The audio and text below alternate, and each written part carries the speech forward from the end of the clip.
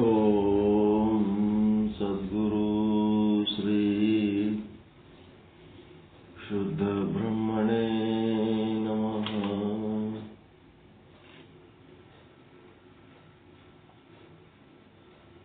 ಸಮಸ್ತ ಶುದ್ಧ ಬ್ರಹ್ಮ ಸ್ವರೂಪರಲ್ಲಿ ಅನಂತ ಅನಂತ ಪ್ರಣಾಮಗಳು.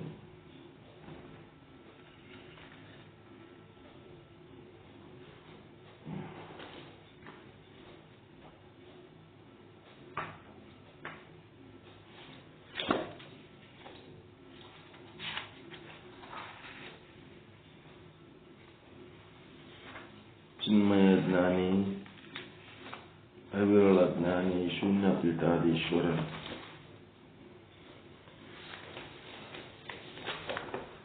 ಮಹಾಶರಣ ಚನ್ನಬಸವೇಶ್ವರರ ಶತಸ್ಥಲ ವಚನಗಳ ಸ್ಥಳಕಟ್ಟುಗಳ ಪೈಕಿ ಈಗ ಪ್ರಸಾದಿಯ ಶಿವಲಿಂಗ ಸ್ಥಳ. ಪ್ರಸಾದಿಯ ಶಿವಲಿಂಗ ಅಂದ್ರೆ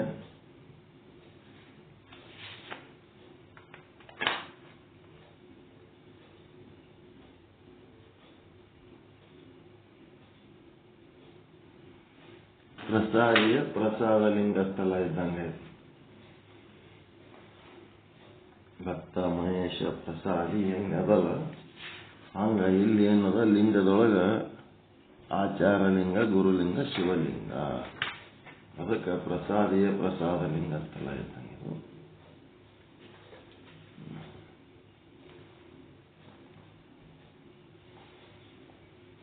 ಇದರೊಳಗೆ ಏನ್ ಹೇಳ್ತಾರಂದ್ರೆ ನೈತಿಕತೆ ಹೇಳ್ತಾರೆ.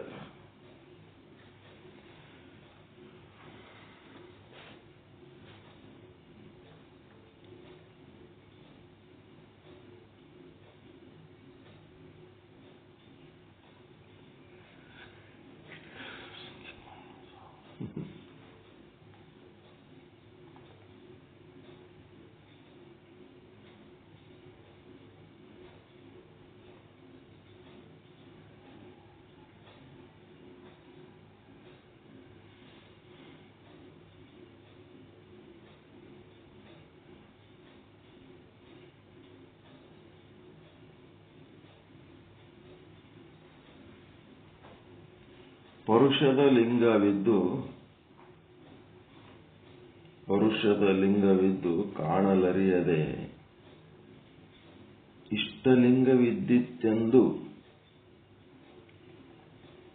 ಅಂಗಕ್ಕೆ ಶಸ್ತ್ರವನ್ನಿಕ್ಕಿಕೊಂಡು ಸಾವರು.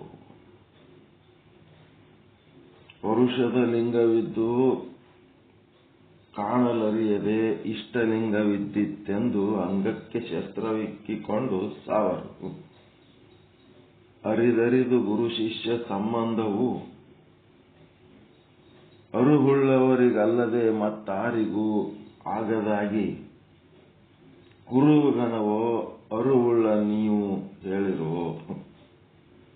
ಮರವು ಕವಿದೀತೆಂದು ಶ್ರೀ ಗುರುವು ಕುರುವ ತೋರಿಕೊಟ್ಟನಲ್ಲದೆ ಅರುವು ಮರೆದೊಡೆ ನಮ್ಮ ಕೂಡಲ ಚನ್ನ ಸಂಗಯ್ಯಂಗೆ ಅವರು ಅಂದೇ ದೂರ.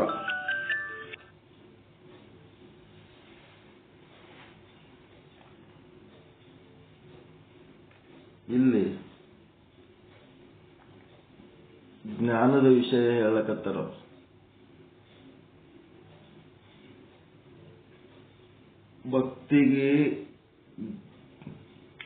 ಭಕ್ತಿ ಅಂದ್ರೂ ಒಂದೇ, ಉಪಾಸನೆ ಅಂದ್ರೂ ಒಂದೇ, ಧ್ಯಾನ ಅಂದ್ರೂ ಒಂದೇ.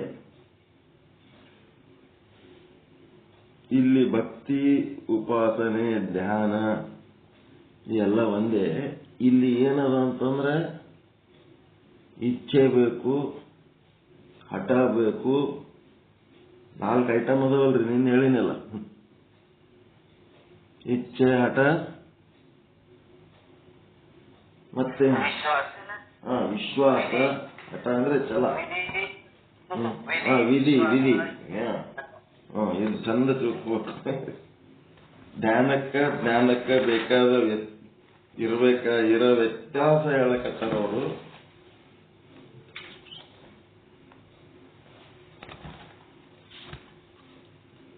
ವಿಧಿ ಅಂದ್ರೆ ಒಂದು ಪದ್ಧತಿ.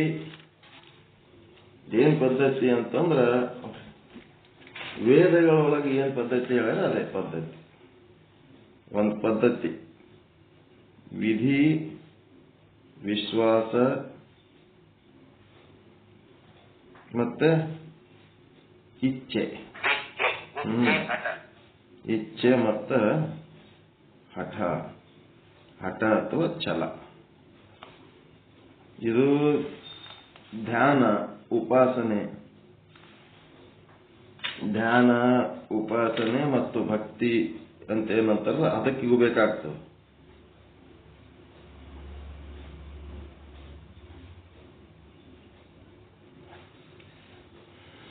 ಇಲ್ಲಿ ಏನದ ಅಂತಂದ್ರ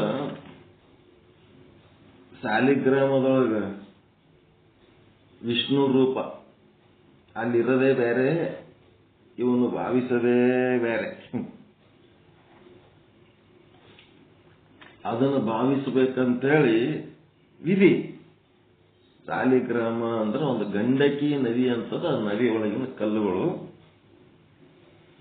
ಅವು ಗುಂಡಕ್ಕಿರ್ತಾವ, ಅವಕ್ಕೆ ಸಾಲಿಗ್ರಾಮ ಅಂತಾರ. ಆ ಕಲ್ಲಿನೊಳಗೆ ವಿಷ್ಣು ಅದನ್ನ, ಅದು ವಿಧಿ ವೇದಗಳಲ್ಲಿ ಬರೆದದ್ದು. ಮತ್ತೆ ಅದರೊಳಗೆ ವಿಷ್ಣು ಅದನ್ನ ಅಂತೇಳಿ ವಿಶ್ವಾಸ. ಮತ್ತೆ ಯಾಕೆ ವಿಶ್ವಾಸ ಮಾಡ್ಬೇಕಪ್ಪ ಅಂತಂದ್ರ ನಿಜವಾದ ವಿಷ್ಣು ಚತುರ್ಭುಜಧಾರಿ, ಶಂಖ ಚಕ್ರಧಾರಿ, ಲಕ್ಷ್ಮಿ ಸಮೇತ ಇರ್ತಾನ. ಈ ಒಂದು ಸಾಲಿಗ್ರಾಮದಾಗ ಶಂಖ ಚಕ್ರನೂ ಇಲ್ಲ, ಲಕ್ಷ್ಮಿನೂ ಇಲ್ಲ ಅಂತ ಒಂದು ಇರದೇ ಒಂದು ನಾವು ಭಾವಿಸದೆ ಮತ್ತೊಂದು. ಇದಕ್ಕ ಧ್ಯಾನ ಅಂದ್ರೆ ಇದು ಜ್ಞಾನದಲ್ಲ. ಧ್ಯಾನ ಅಂತಂದ್ರ ಜ್ಞಾನದಕ್ಕಿಂತ ಕೆಳಮಟ್ಟದ ಸಾಧಕರಿಗಾಗಿ, ಮಧ್ಯಮ ಅಧಿಕಾರಿಗಳಿಗಾಗಿ ಇದು ಹೇಳಿದ್ದು. ಮತ್ತೇನಾಗಬೇಕು,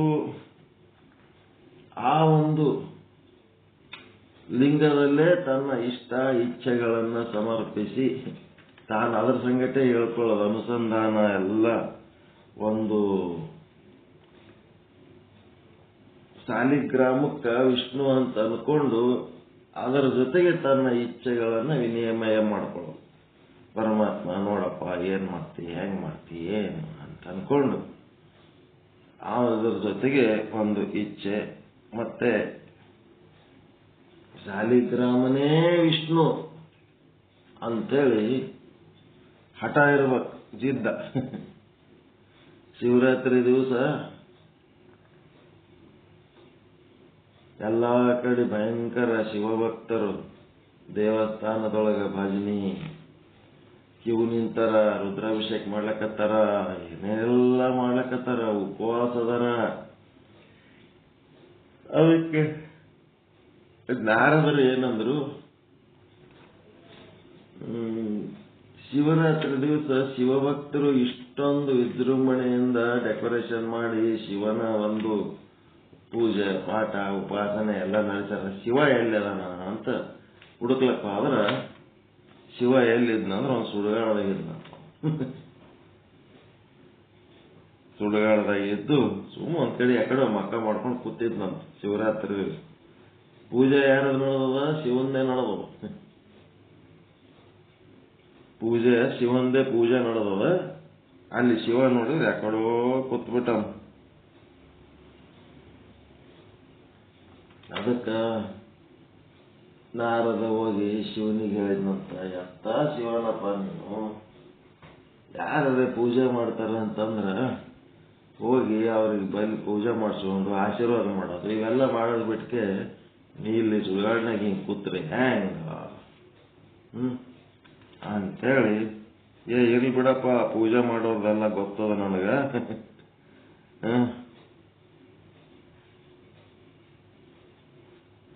ಅವ್ರದೆಲ್ಲ ನನಗೆ ಗೊತ್ತದ, ನನಗೇನು ವಿಶೇಷ ಮಾಡಿ ಹೇಳಕ್ ಬರಬೇಡ, ಅವ್ರದವ್ರು ಏನಕ್ಕೆ ಮಾಡ್ಕೊಳಕ ನನ್ನ ಪಾಡಿ ನನಗೆ ಬಿಡು ಅನ್ನಂತ ಶಿವ.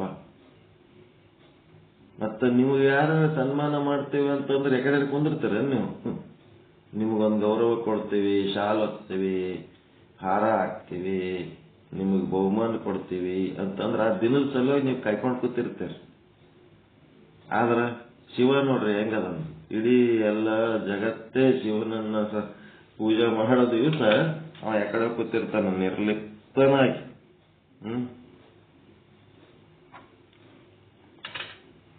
ಈ ರೀತಿ ಇದ್ದಾಗ ನಾರದ ಶಿವನಿಗೆ ಮನವೊಲಿಸಿ ಭೂಲೋಕಕ್ಕೆ ಹೋಗಮ್ ನಡಿ, ಅಲ್ಲಿ ಜೀವಿಗಳು ನಿನ್ನ ಮೇಲೆ ಬಹಳ ಭಕ್ತಿಲಿ ಅಂತ ಒಂದು ಭಜನಿ ಅವು ಮಾಡ್ಲಕತ್ತಾರ, ಹೋಗಮ್ ನೋಡಮ್ ನಡಿ ಅಂತೇಳ. ಇಬ್ರು ನಾರದ ಮತ್ತ ಶಿವ ಇಬ್ರು ಕೂಡಿ ಆ ಒಂದು ದೊಡ್ಡದು ಈಶ್ವರ ಗುಡಿ, ಒಂದು ಈಶ್ವರ ಲಿಂಗ, ದೊಡ್ಡದ ಅಂಗಳ, ಅಲ್ಲೊಂದು ಭಜನಿ ಮೇಳ, ಇಲ್ಲೊಂದು ಭಜನಿ ಮೇಳ, ಅಲ್ಲೆಲ್ಲೋ ಧ್ಯಾನ ಮಾಡ್ಲಕತ್ತಾರ, ಒಳಗೆ ರುದ್ರಾಭಿಷೇಕ ನೋಡ್ಬೋದು, ಏನೇನೋ ನೋಡ್ಬೋದು. ಇವರು ಕೂಡಿ ಆ ಲಿಂಗದೊಳಗೇನು ಅವರು ಉದ್ಭವ ಆಗಿಬಿಟ್ರು, ಶಿವ ಮತ್ತು ನಾರದ ಉದ್ಭವ ಆಗಿ ಅಲ್ಲೇನು ಕಣ್ಣು ಮುಚ್ಕೊಂಡು ಭಜನಿ ಮಾಡಕತ್ತಿದ್ರು. ಆ ಭಜನಿ ಮಾಡೋರಿಗೆ ತಮ್ಮದೇರೆ ಅಂತ ನಾರದ ಹೋಗಿ, ಯಾರು ನೀನು, ಏನ್ ಡಿಸ್ಟರ್ಬೆನ್ಸ್ ನಿಂದು, ನಮ್ಮನ್ನ ನಾವು ಶಿವನ ಭಜನಿ ಮಾಡ್ಲಕ್ಕೆ ಶಿವನ ಭಜನಿ ಮಾಡ್ಲಕತ್ತೀರಿ, ಮತ್ತು ಶಿವನೇ ಬಂದನ, ಅದಕ್ಕೆ ನಿಮ್ಗೆ ಹೇಳಕ್ ಬರ್ಲೀನಿ. ಶಿವನೇ ಬಂದನ ಎಲ್ಲ ಶಿವ ಶಿವನಿಗೆ ತೋರಿಸಿದ್ರ ಇವ ಯಾಕೆ ಶಿವ ಆಗ್ತಾನ, ನಮ್ ಶಿವ ಅಲ್ಲಿ ಗುಡಿಯಾಗದಾನ, ಆ ಸ್ಥಾವರ ಲಿಂಗನೇ ಅವ್ರ ಶಿವ. ಇದಕ್ಕೇನಂತೀರಿ, ಇವ ಹೆಂಗ್ ಶಿವ ಆಗ್ತಾನ? ನಮ್ ಶಿವ ಅಂತಂದ್ರೆ ಒಳಗಿರೋ ಲಿಂಗನೇ ನಮ್ ಶಿವ. ಕೆಲವೊಬ್ಬರು ಕೊಳ್ಳಗಿಂದ ಇಷ್ಟ ಲಿಂಗನೇ ಅವ್ರ ಶಿವ, ಗುಡಿಯಾಗಿನ ಲಿಂಗನೇ ಅವ್ರ ಶಿವ. ನಿಜವಾದ ಶಿವ ಸಿಕ್ಕರೆ ಏನು ಅವನಿಗೆ ಕವಡಿ ಕಾಸಿನ ಕಿಮ್ಮತ್ತಿಲ್ಲ, ಇವೇ ಅವ್ರಿಗೆ ದೊಡ್ಡ ಕಿಮ್ಮತ್ತು. ಇವ್ರ ಸಲುವಾಗಿ ಗುದ್ದಾಡ್ತಾರೆ, ನಮ್ ಗುರು ಕೊಟ್ಟ, ನಿಮ್ ಗುರು ಕೊಟ್ಟ ಅಂತ. ನಿಜವಾದ ಶಿವನ್ನೇ ಮರೆತು ಬಿಟ್ಟ. ಇದಕ್ಕೇನಂತೀರಿ? ಭಕ್ತರು, ಉಪಾಸಕರು, ಜ್ಞಾನಿಗಳು ಮಾಡುವುದು ಹಠ ಛಲ ಏನದ ಅಂತಂದ್ರ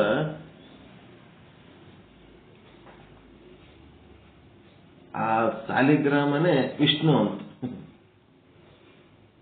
ಅದೇ ರೀತಿ ಇಷ್ಟಲಿಂಗನೇ ಶಿವ. ಇದು ಛಲ ಇದ್ರೆ ಸಾಧನೆ ಮಾಡ್ಲಿಕ್ಕೆ ಬರ್ತದೆ. ಈ ತರ ಛಲ ಇರ್ಲಿಲ್ಲ ಅಂದ್ರೆ ಸಾಧನೆ ಹೆಂಗ್ ಮಾಡ್ತಾರೆ? ಛಲ ಬೇಕಾ ಬೇಡ? ಇಷ್ಟಲಿಂಗನೇ ಎಲ್ಲ. ಸರ್ವಮಿದಂ ಶಿವಮಯಂ ಲಿಂಗ ಮಧ್ಯೆ ಜಗತ್ ಸರ್ವಂ ಅಂಥೇಳಿ ಅನ್ಕೊಂಡು ಎಲ್ಲ ಇಷ್ಟಲಿಂಗಕ್ಕೆ ಸಂಬಂಧಪಟ್ಟಂತೆ ಮಾಡಿದ್ರೆ ಇದು ಉಪಾಸಕರು ಮಾಡೋ ಕೆಲಸ. ಛಲ ಇರ್ಬೇಕ ಇಲ್ಲ? ಆ ಇಷ್ಟಲಿಂಗನೇ ಶಿವ ಅನ್ನಂತ ಛಲ ಇರ್ಬೇಕ ಬೇಡ್ರಿ ಉಪಾಸಕನಿಗೆ? ಆ ಛಲ ಇದ್ರೆ ಇವನೇನು ಮೋಕ್ಷ ಪಡ್ಕೋತಾನ, ಅದೇ ಮೋಕ್ಷ ಅವನಿಗೂ ಸಿಗ್ತದಂತೇಳಿ ಶಾಸ್ತ್ರ ಹೇಳ್ತು. ಯಾಕೆ ಹಂಗೆ ಹೇಳ್ತದಂತಂದ್ರ, ಮೊದಲು ಉಪಾಸನೆ ಮಾಡಿ ಮಾಡಿ ಉಪಾಸನೆಯಿಂದ ನಿಶ್ಚಲ ಚಿತ್ತನಾಗಿ ಮುಂದೆ ಜ್ಞಾನಕ್ಕೆ ಬರ್ತಾನ, ಬಂದಾಗೆ ಅವನಿಗೆ ಮೋಕ್ಷ ಆಗ್ತದ. ಆದ್ರೆ ಅವನಿಗೆ ಏನ್ ಹೇಳ್ತಾರ? ಜ್ಞಾನಕ್ಕೆ ಬಂದಾಗೆ ಮೋಕ್ಷ ಆಗೋದು. ಮೋಕ್ಷ ಏನು ಅಲ್ಲೇ ಉಪಾಸನೆ ಮಾಡೋದ್ರಿಂದ ಮೋಕ್ಷ ಆಗಲ್ಲ. ನೀವು ಏಟರೆ ಉಪಾಸನೆ ಭಕ್ತಿ ಮಾಡಿದರೆ ನಿಶ್ಚಲ ಚಿತ್ತ ಆಗ್ತದೆ ಹೊರತು ಮೋಕ್ಷ ಆಗಂಗಿಲ್ಲ. ಅವ್ರು ಮತ್ತೆ ಜ್ಞಾನಕ್ಕೆ ಬರಬೇಕು. ಆ ಜ್ಞಾನಕ್ಕೆ ಬರೋದಕ್ಕೆ ಅಂತಃಕರಣ ಹದ ಆಗ್ತದೆ ಅಷ್ಟೇ. ಅಲ್ಲಿ ಶಾಸ್ತ್ರ ಎದಕ್ಕೆ ಬರೀತಾರ? ಈಗ ಶಾಸ್ತ್ರದಾಗ ಬರ್ದಾರ ಸನ್ಯಾಸಿಗಳು ಗೃಹಸ್ಥರು ಇಬ್ರು ಸಾಧನೆ ಮಾಡಬಹುದು, ಆ ಸಾಧನೆಗೆ ಇಬ್ರು ಒಂದೇ ಅಂತೇಳಿ. ಅವ ಗೃಹಸ್ಥನಿಗೆ ಇದು ಮಾಡ್ಲಿಕ್ಕೆ ಸಾಧ್ಯ ಇಲ್ಲ, ನಿನ್ ಸಂಸಾರ ನಿನಗೆ ರಗಡಿರ್ತದೆ, ಇದೇನು ಮಾಡ್ಲಿಕ್ಕೆ ಸಾಧ್ಯ ಆಗ್ತದ ಅಂತ ಹೇಳ್ಕೆ ಅಂದ್ರೆ ಎಂದ ಅವ ಉದ್ಧಾರ ಆಗ್ಬಿಟ್ಟು. ಸನ್ಯಾಸಿಗೂ ಅಷ್ಟೇ ಮೋಕ್ಷ, ಸಂಸಾರಿಗೂ ಅದೇ ಮೋಕ್ಷ ಅಂತೇಳಿ ಈ ತರ ಹೇಳಿ ಮುಂದೆ ಜ್ಞಾನಕ್ಕೆ ಬಂದ ಮೇಲೆ ಅವನು ಸನ್ಯಾಸಿ ಆದಾಗ ಆತನ ಇಲ್ಲ.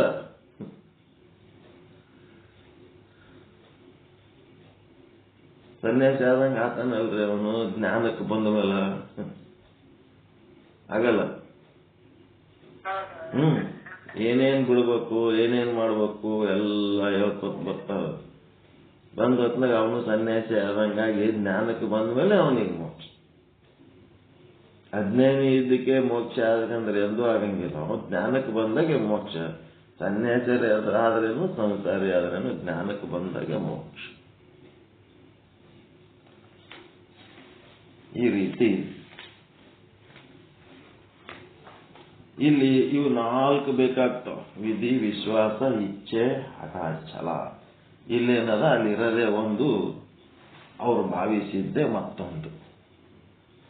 ಇಲ್ಲಿ ಪ್ರಮಾಣ ಪ್ರಮೇಯ ಎರಡೇ ಬೇಕು ಜ್ಞಾನಕ್ಕೆ. ಪ್ರಮಾಣ ಮತ್ತು ಪ್ರಮೇಯ ಜ್ಞಾನಕ್ಕೆ. ಸೀದಾ ಪ್ರಮಾಣ ಅಂತಂದ್ರೆ ನಿಮ್ಮ ಇಂದ್ರಿಯಗಳು, ಪ್ರಮೇಯ ಅಂತಂದ್ರೆ ವಿಷಯಗಳು: ಶಬ್ದ, ಸ್ಪರ್ಶ, ರೂಪ, ರಸ, ಗಂಧ.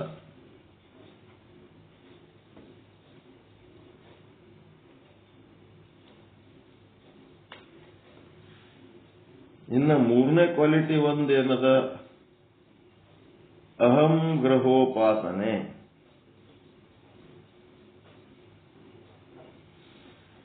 ಇಲ್ಲಿ ಏನ್ ಬೇಕಪ್ಪ ಅಂತಂದ್ರೆ ನಿಮ್ಮ ಅಹಂಕಾರನೇ ಬೇಕು.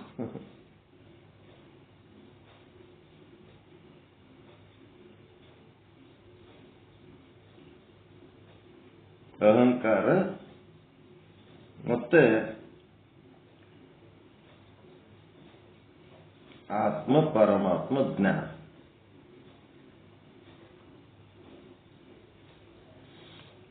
ಆತ್ಮ ಪರಮಾತ್ಮ ಜ್ಞಾನ, ಅಹಂಕಾರ. ಇಲ್ಲೇನದ? ನಾನೇ ಬ್ರಹ್ಮ, ನಾನೇ ಶಿವ, ನಾನೇ ಲಿಂಗ ಅನ್ನೋದು ನಾನು ನಾನು ನಾನು ಅಂತೇನು ಅಂತಿರ್ತೀನಿ. ಜೀವ ನೀ ಬೇರೆ ಅಲ್ಲ, ನೀನೇ ಬ್ರಹ್ಮದಿ, ನೀನೇ. ಇದನ್ನು ಏನದ? ಅಹಂ ಗ್ರಹ ಉಪಾಸನೆ ಅಂತಂದ್ರ ಇಲ್ಲಿನೂ ಒಂದು ಪ್ರತೀಕ ಅದ. ಯಾವ ಪ್ರತೀಕ? ಅಹಂಕಾರನ ಪ್ರತೀಕ. ಒಂದು ಆಕಾರ ಅದ, ಇಲ್ಲ ರೂಪ ಇದೆ. ಅಹಂಕಾರ ಅನ್ನೋದು ಒಂದು ಆದಲ್ಲ.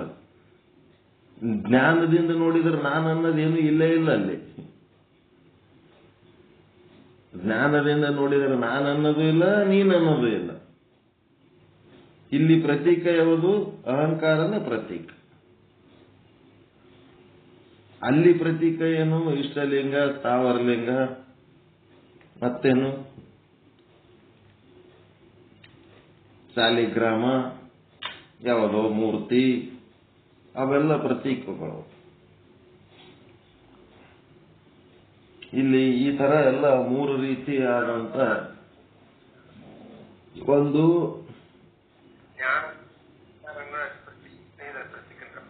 ಏನ್ರಿ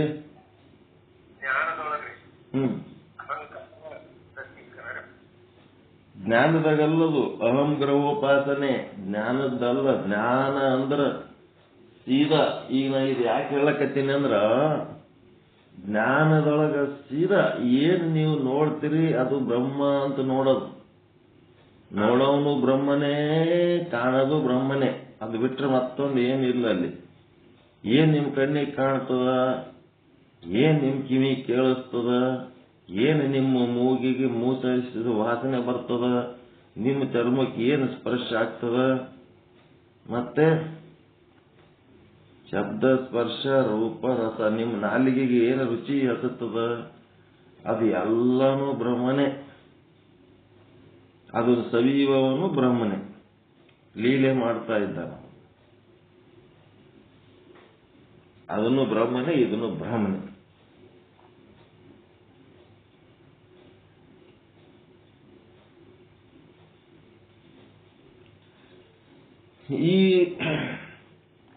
ಇದು ಡೈರೆಕ್ಟ್. ಇದು ಪ್ರಮೇಯ ಪ್ರಮಾಣ, ಪ್ರಮೇಯ ಪ್ರಮಾಣ, ಪ್ರಮೇಯ ಪ್ರಮಾಣ. ಜ್ಞಾನದೊಳಗೆ ಇರೋದೇ ಅಷ್ಟೇ. ಬ್ರಹ್ಮ ಅಂತಂದು ಬಿಟ್ರೆ ಅಂತಂದ್ರೆ ಮುಗಿದು ಹೋಗಿ ಬಿಡುತ್ತೆ. ಅದಷ್ಟು ಸರಳ ಅದ. ಬಟ್ ಅದು ಅನ್ಲಿಕ್ಕೆ ಧೈರ್ಯ ಆಗಲ್ಲ. ಮನಸ್ಸು ಒಪ್ಪಲ್ಲ ಅಂದಾಗ ಇನ್ನ ಸ್ವಚ್ಛ ಆಗ್ಬೇಕು ಅಂತಂದ್ರೆ ಇನ್ನ ನಮ್ಮಲ್ಲಿ ಪಾವಿತ್ರ್ಯತೆ ಬರಬೇಕು, ಇನ್ನೂ ಆ ಮಟ್ಟದ ಒಂದು ಯೋಗ್ಯತೆ ಅಧಿಕಾರ ಬಂದಿಲ್ಲ ಅನ್ನೋದಕ್ಕೆ ಇದು ಧ್ಯಾನ ಅಹಂಗ್ರಹೋಪಾಸನೆಗಳನ್ನ ಹೇಳ್ತಾರೆ. ಇಲ್ಲಿ ಏನ್ ಹೇಳಕತ್ತಾರ? ಪರುಷದ ಲಿಂಗವಿದ್ದು. ಪರುಷದ ಲಿಂಗ ಅಂತಂದ್ರ ಅರಿವಿನ ಲಿಂಗ. ನಿಮ್ಮಲ್ಲಿ ಅರಿವಿನ ಲಿಂಗ ಆಗ ಅದನ್ನೇ ಪ್ರಭುದೇವರು ಏನ್ ಹೇಳ್ತಾರ? ಅರಿವದ ಇಲ್ರಿ, ನೀವು ಅದಿರ ಇಲ್ಲ. ನೀವು ಅದಿರೇ ಇಲ್ಲ ಅಂತ ಕೇಳಿದ್ರೆ ಅದಿರೇನಪ್ಪಾ ಅಂತ ಕೇಳಿದ್ರೆ ನಾ ಇಲ್ರಿ ಅಂತ ಹೇಳ್ತಾರೆ. ಅದಿರಂತೆ ಅದಿನ್ ಬರ್ರಿ ಅದಿರೇನಪ್ಪ ಇದ್ದೇನೆ. ಮತ್ತ ಒಂದಿಷ್ಟು ಮುದುಕರಿಗೆ ಅದು ಮನೆಗೆ ಹಾಕಿ ಕೀಲಿ ಹಾಕಿ ಹೋಗಿರ್ತಾರ. ಎಲ್ಲರೂ ಹೊರಗೆ ಹೋಗೋ ಟೈಮ್ನೊಳಗೆ ಮನೆಗೆ ಎಲ್ಲ ವ್ಯವಸ್ಥೆ ಮಾಡಿರ್ತಾರ. ಮತ್ ಯಾರ ಬಂದ್ರು ಆದ್ರು ಅಂತಂದ್ರೆ ಏನಾರ ಹೆಚ್ಚು ಕಡಿಮೆ ಆದ್ರೆ ಎಲ್ಲಿ ಕಿರಿಕಿರಿ ಅವ್ ಮುದುಕರ ಹಾಸಿಗೆ ಬಿಟ್ಟು ಹೇಳಲ್ಲ, ಹೇಳ್ಬೇಕಂತೇಳಿ ಅವ್ರಿಗೆ ಒಳಗೆ ಹಾಕಿ ಕೀಲಿ ಹಾಕಿ ಹೋಗಿರ್ತಾರ. ಅವರಿಗೆ ಹೋಗಿ ನೀವು ಬಾಗಿಲ ಬಡದು ಅದಿರೇನಪ್ಪ ಅಂತ ನೀವು ಕೇಳಿದ್ರಿ ಅಂತಂದ್ರ ಅವ್ರ ಒಳಗ್ ನಿಂತ ಏನ್ ಆವಾಜ್ ಕೊಡ್ತಾರ? ಯಾರು ಇಲ್ಲಪ್ಪ ಆಮೇಲೆ ಬರ್ರಿ ಅಂತ. ಯಾರು ಇಲ್ಲಪ್ಪ ಅಂತಂದ್ರೆ ನಾವು ಹೇಳೋಬ್ಬ ಅದನ್ನ ಇಲ್ಲ ಅಲ್ಲಿ ಇಲ್ಲ ಅಂತಂದ್ರು ಮತ್ತ ಯಾರು ಇಲ್ಲತ್ತಾರೋ ನೀವು ಅದಿರಲ್ಲ ಅಂತಂದ್ರ ಯಾರು ಇಲ್ಲ ಅಂತಾರೋ. ಯಾರು ಇಲ್ಲಪ್ಪ ಆಮೇಲೆ ಬರ್ರಿ ಅಂತ ಹೇಳೋಬ್ಬ.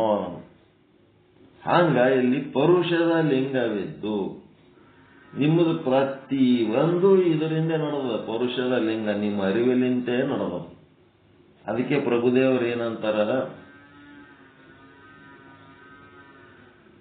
ಅಂಗದ ಮೇಲೆ ಲಿಂಗವಿದ್ದವರ ಭಕ್ತರೆಂದಿರಿ, ಅಂಗದ ಮೇಲೆ ಲಿಂಗವಿಲ್ಲದವರ ಏನಂತಾರ? ಕೊಳ್ಳಾಗ ಲಿಂಗ ಇರ್ಲಾರ್ದವನಿಗೆ ಭವಿ ಅಂತ. ಅಂಗದ ಮೇಲೆ ಲಿಂಗವಿಲ್ಲದವರ ಭವಿ ಎಂದಿರಿ, ಅಂಗದ ಮೇಲೆ ಲಿಂಗವಿದ್ದವರ ಭಕ್ತರೆಂದಿರಿ ಅಂದು ಮುಂದೇನಂತಾರ? ಲಿಂಗವಿಲ್ಲದೊಂದು ಅಂಗ ಸುಳಿಯಲುಂಟೆ ಈ ಜಗದೊಳಗೆ. ಜಗತ್ತಿನೊಳಗ ಜೀವಿಗಳು ಸುಳಿತಾ ಇದ್ದಾವೆ, ಅಡ್ಡಾಡ್ತಾ ಇದ್ದಾವೆ, ಮಾತಾಡ್ತಾ ಇದ್ದಾವೆ, ನಗುತ್ತಾ ಇದ್ದಾವೆ, ಕೊಡುಕೊಳ್ಳುವ ವ್ಯವಹಾರ ಮಾಡ್ತಾ ಇದ್ದಾವೆ, ನೋಡ್ತಾ ಇದ್ದಾವೆ, ಕೇಳ್ತಾ ಇದ್ದಾವೆ, ಮೋದಿಸ್ತಾ ಇದ್ದಾವೆ, ಮುಟ್ತಾ ಇದ್ದಾವೆ. ಲಿಂಗ ಇಲ್ಲದೆ ಇದೆಲ್ಲ ನಡೆದದೇನು? ನಮಗೆ ಮನೆಗೆ ಅದಕ್ಕೆ ಇಟ್ಕೊಂಡಾರ? ಕೊಳ್ಳಾಗ ಇಷ್ಟ ಲಿಂಗ ಅಂತ ಇಟ್ಕೊಂಡಾರ? ಒಳಗಿರುವ ಅರಿವು ಎಂಬ ಲಿಂಗ ಇದ್ದದಕ್ಕೆ ಇಟ್ಕೊಂಡಾರ. ಒಳಗಿನ ಅರಿವೆಂಬ ಲಿಂಗ ಇದ್ದಿದ್ದಿಲ್ಲ ಅಂತಂದ್ರೆ ಪ್ಯಾಕ್ ಮಾಡಿ ಕಳಿಸ್ಬಿಡ್ತಾರೆ. ಆಯ್ತು ಇದರದ್ದು ಮುಗಿದದ ಆಯುಷ್ಯ ಅಂತ ಹೇಳಿ. ಮಾನ ಮರ್ಯಾದೆ ಎಲ್ಲ ಆದ ಅಂತಂದ್ರೆ ಎದರ್ಲಿಂತ ಅದು?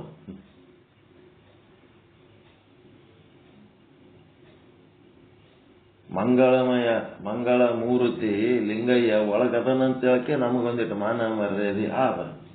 ಆ ಮಂಗಳ ಮೂರ್ತಿ ಲಿಂಗಯ್ಯ ಅಲ್ಲಿ ಇರ್ಲಿಲ್ಲ ಅಂತಂದ್ರೆ ಈ ದೇಹ ಏನಾಗ್ತದ? ಅಮಂಗಳ ಆಗ್ತದ. ಅಮಂಗಳ ಆಗ್ತದ. ಹಡದ ತಾಯಿ ಕೂಸಿನ ಎತ್ತಿ ಮುದ್ದಾಡ್ಬೇಕಾದ್ರೆ ಫಸ್ಟ್ ಟೆಸ್ಟ್ ಮಾಡ್ತಾಳ. ಅದ್ರೊಳಗೆ ಲಿಂಗಯ್ಯ ಅರಿವು ಅದ ಇಲ್ಲ ಅಂತೇಳಿ. ಅರಿವಿದ್ರೆ ಆಕಿ ಇದು ಮಾಡ್ತಾಳ. ಅದ್ರೊಳಗೆ ಹುಟ್ಟತ್ಲೇನೆ ಸತ್ತಿತ್ತ ಅರಿವು ಇದ್ದಿದ್ದಿಲ್ಲ ಅಂದ್ರೆ ಅದೇನ್ ಮಾಡ್ತಾಳ? ಪ್ಯಾಕ್ ಮಾಡಿ ಕಳಿಸ್ಬಿಡ್ತಾಳ. ಮುಗೀತ್ ನಡಿ. ಏನ್ ಋಣ ಇತ್ತೇನೋ 9 ತಿಂಗಳಿಗೆ ಇದಕ್ಕೆ ಹೊತ್ಕೊಂಡು ಅಡ್ಡಾಡ ಮುಗೀತಿರ್ತಾರೆ ನಡೆ.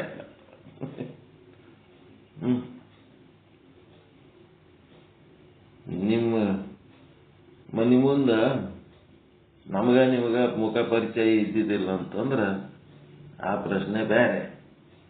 ನಮಗ ನಿಮಗ ಪರಿಚಯ ಇದ್ದಾಗ ನಾವು ನಿಮ್ಮ ಮನಿ ಮುಂದ ಹೋಗುವಾಗ ನಾವು ನಿಮ್ಮ ಕಣ್ಣಿಗೆ ಬಿದ್ದೇವಂತಂದ್ರೆ ಏನ್ ಮಾಡ್ತೀರಿ?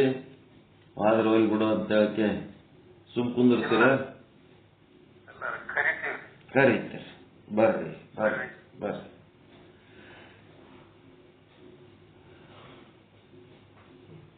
ಅದೇ ದಾರಿ ಹಿಡ್ಕೊಂಡು ಒಂದು ದಿನ ನಮ್ಮ ಹೆಣ ನಿಮ್ಮ ಮನೆ ಮುಂದಿಂದ ಆಯ್ತು ಹೋಗೋ ಟೈಮ್ನೊಳಗ ನಮ್ಮ ಗುರುಗಳ ಹೆಣ ಅದ ತಂದು ಇಡ್ರಪ್ಪ ಒಂದಿಟ್ಟು ನಮ್ಮ ಮನ್ಯಾಗ ಅಂತ ಹೇಳಕ್ಕೆ ಕರಿತೀರೇನೋ ಅವಾಗ? ಏನ್ರಿ?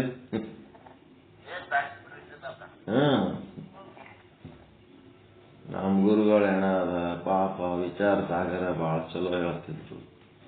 ವಿಚಾರ ಚಂದ್ರೋದಯ ಹೇಳಿ ನಾವು ಸಹಿತ ಹೇಳಂಗ ಮಾಡಿ ಅಷ್ಟು ಪರ್ಫೆಕ್ಟ್ ಕಲಿಸಿಬಿಟ್ರು.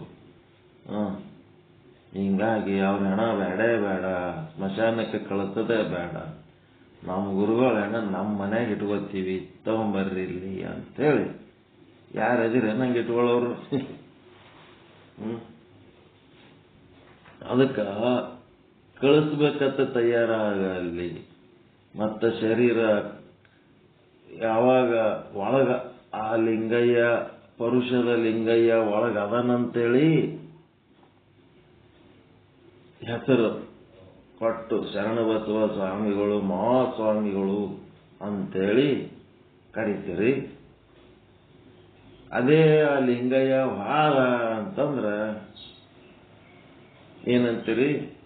ಬಾಡಿ ಬಂತೇನು, ಬಾಡಿ ಹೋಯ್ತೇನು, ಆಂಬುಲೆನ್ಸ್ ಬರ್ತೇನು ಹೋಯ್ತೇನು, ಬಾಡಿ ಆಗಿಬಿಡ್ತದ. ಬರೇ ಬಾಡಿ ಒಳಗಿರೋದ ಲಿಂಗಯ್ಯ ಹೋಯ್ತಂತಂದ್ರ ಅದಕ್ಕ ಯಾರ್ಲಿಂತ ನಮ್ಮದು ನಡೆದದ, ಯಾರ್ಲಿಂತ ನಮಗೆ ಮರ್ಯಾದೆ ಅದ, ಯಾರ್ಲಿಂತ ನಮಗೆ ಹಸಿವಾಗ್ಲಕತ್ತದ, ಯಾರ್ಲಿಂತ ನಮಗೆ ನಿದ್ದೆ ಬರ್ಲಕತ್ತದ, ಯಾರ್ಲಿಂತ ಅನ್ನ ಜೀರ್ಣ ಆಗ್ಲಕತ್ತದ, ಎಲ್ಲನೂ ಆ ಲಿಂಗಯ್ಯನಲಿಂತ ಪರುಷದ ಲಿಂಗವಿದ್ದು ಅದನ್ನು ಕಾಣಲರಿಯದೆ. ಈ ರಾತ್ರಿ ಮಕ್ಕೊಂಡಿರಿ, ಮುಂಜಾನೆ ಹೇಳ್ಬೇಕಾದ್ರ ನಿಮ್ ಕೊಳ್ಳಾಗ ಇಷ್ಟ ಲಿಂಗ ಇದ್ದದಕ್ಕೆ ಎದ್ದಿರೋ, ಏನೋ ಒಳಗಿನ ಪರುಷದ ಲಿಂಗ ಇದ್ದದಕ್ಕೆ ಎದ್ದಿರೋ?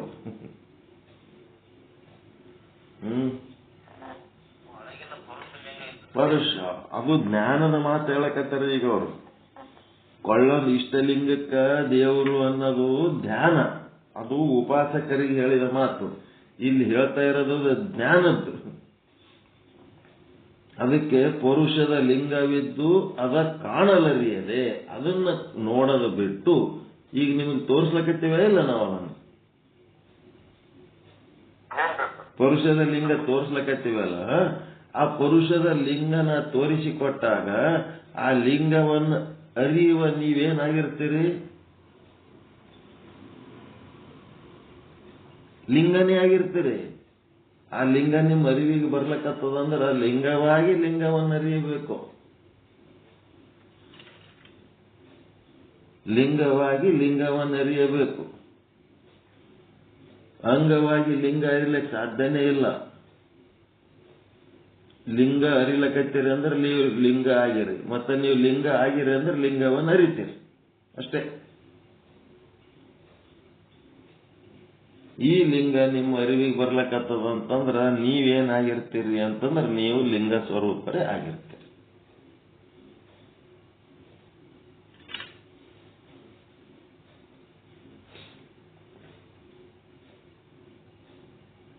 ಸರಿನಾ? ಲಿಂಗವಾಗಿ ಲಿಂಗವನ್ನು ಅರಿಯುವುದು, ಅಂಗವಾಗಿ ಲಿಂಗವನ್ನು ಅರಿತೀನಿ ಅಂದ್ರೆ ಅದು ಎಂದೂ ಸಾಧ್ಯವಿಲ್ಲ. ಪುರುಷದ ಲಿಂಗವಿದ್ದು ಕಾಣಲರಿಯದೆ, ಅದು ಬಿಟ್ಟು ಏನ್ ಮಾಡ್ಲಕತ್ತಾರ? ನಿಜವಾದ ಲಿಂಗ ನಿಮಗೆ ತೋರಿಸಿಕೊಟ್ಟಿನಲ್ಲ ಈಗ, ಆ ಲಿಂಗ ಬಿಟ್ಟು ಇಷ್ಟಲಿಂಗವಿದ್ದಿತ್ತೆಂದು ಅಂಗಕ್ಕೆ ಶಸ್ತ್ರವನ್ನಿಕ್ಕಿಕೊಂಡು ಸಾವರು. ಒಂಥರ ಖಡ್ಗ ಗದೆಗಳು ಹೊತ್ಕೊಂಡು ಅಡ್ಡಾಡ್ತಿರ್ತಾರಲ್ಲ, ಹೆಗಲ ಮೇಲೆ ಗದೆ ಹಿಡ್ಕೊಂಡು ಅಡ್ಡಾಡ್ತಿರ್ತಾರ ನೋಡ್ರಿ. ಹೆಗಲ ಮೇಲೆ ಗದೆ ಇಟ್ಕೊಂಡು ಅಡ್ಡಾಡೋರಿಗೆ ಎಲ್ಲರಿಗೆ ಯುದ್ಧ ಬರ್ತದಂತ ಏನ್ ತಿಳ್ಕೊಬೇಕಾ? ಏನು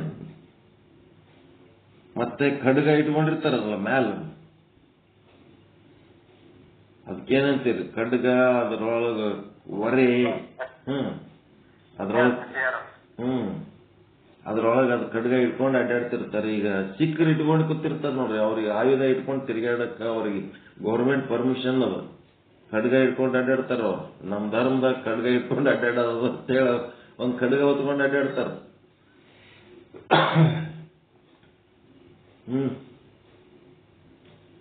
ಹಂಗ ಮೈ ಮೇಲೆ ಒಂದು ಶಸ್ತ್ರ ಇಟ್ಕೊಂಡು ತಿರುಗಾಡ್ದಂಗೆ ತಿರುಗಾಡ್ತಿರಲ್ಲಪ್ಪ ನೀವು. ಒಳಗಾದ ಲಿಂಗ ನಿಜವಾದ ಲಿಂಗ, ಪರುಷದ ಲಿಂಗವಿದ್ದು ಕಾಣಲಿರಿಯದೆ ಇಷ್ಟ ಲಿಂಗವಿದ್ದೀತೆಂದು ಅಂಗಕ್ಕೆ ಶಸ್ತ್ರವನ್ನಿಕ್ಕಿಕೊಂಡು ಸಾವರು. ಸಾಯತನ ಅದನ್ನೇ ಹಿಡ್ಕೊಂಡು ಒಳಗಿನ ಅಭಿಮಾನ ಇಲ್ಲ, ಬರೀ ಇದು ಮ್ಯಾಲಿಂದ್ರ ಅಭಿಮಾನ ಇಟ್ಕೊಂಡೆ ಹೋಗ್ತಿರಲ್ಲ. ಅರಿದರಿದು ಗುರು ಶಿಷ್ಯ ಸಂಬಂಧವು ಅರಿವುಳ್ಳವರಿಗಲ್ಲದೆ ಮತ್ತಾರಿಗೆಯೂ ಅದು ಆಗದಾಗಿ ಕುರುಗನವೋ ಅರಿವುಳ್ಳ ನೀವು ಹೇಳಿರೋ. ಏನಾಗಬೇಕಪ್ಪ ಅಂತಂದ್ರ ಅದನ್ನ ಅರಿತ ಮೇಲ ಆ ಅರಿವೇ ನಿಮ್ಮ ಗುರು ಆಗಬೇಕು. ಆ ಅರಿವೇ ನಿಮ್ಮ ಗುರು ಅದ. ಅದು ಹೇಳ್ದಂಗೆ ನೀವು ಕೇಳ್ತೀರಿ. ಅದು ನಿಮ್ಮ ಗುರು ಮಾಡ್ಕೋಬೇಕಾದ್ರೆ ಯಾರಿಗೆ? ಅರಿವುಳ್ಳವರಿಗಲ್ಲದೆ ಮತ್ತಾರಿಗೂ ಆಗದು. ಆ ಪರುಷದ ಲಿಂಗವನ್ನ ನೋಡ್ಬೇಕಾದ್ರೆ ನೀವೇನಾಗಿರ್ತೀರಿ? ನೀವು ಲಿಂಗನೇ ಆಗಿರ್ತೀರಿ. ಆ ಅರಿವಿನ ಲಿಂಗ ನೋಡ್ಬೇಕಾದ್ರೆ ನೀವು ಅರಿವುಳ್ಳವರೇ ಆಗಿರ್ತೀರಿ. ಆ ಅರಿವೇ ನಿಮ್ಮ ಗುರು ಅಂತೇಳಿ ಅದ್ರ ಸಂಗಟ ಸಂಬಂಧ ಹೊಂದಬೇಕು. ಅರಿವು ಹೇಳ್ದಂಗ ಕೇಳ್ತೀನಿ ಅಂತೇಳಿ ಅರಿವಿನ ಕಡೆ ಹೋಗಿ ಮನಸ್ಸು ಹೇಳಿದ್ದು ಬಿಟ್ಟು ಬಿಡೋದು, ಅರಿವು ಹೇಳಿದ್ದು ಕೇಳೋದು. ಒಳಗಿಲಿಂತ ಎರಡು ಬರ್ತಿರ್ತಾವ. ಒಂದು ಮನಸ್ಸಿನ ಒಂದು ಏನಂತೀರದಕ್ಕ ಪ್ರೇರಣೆ, ಇನ್ನ ಒಂದು ಅರಿವಿನ ಪ್ರೇರಣೆ. ಒಂದು ಅರಿವಿನ ಪ್ರೇರಣೆ, ಒಂದು ಮನಸ್ಸಿನ ಪ್ರೇರಣೆ. ಆರಾಮಿಲ್ಲ, ಕೆಮ್ಲಕತ್ರಿ, ಜ್ವರ ಬಂದವ, ಕರ್ದದ್ದು ತಿನ್ನಬೇಡ್ರಿ ಅಂತ ಡಾಕ್ಟರ್ ಹೇಳ್ಬಿಟ್ರು. ಕರ್ದದ್ದು ತಿನ್ನಬೇಡ್ರಿ ಅಂತಂದ್ರ ತಿನ್ನುವ ವಿಧಿ ಅದ ಏನ್ರಿ? ಅಲ್ಲಿ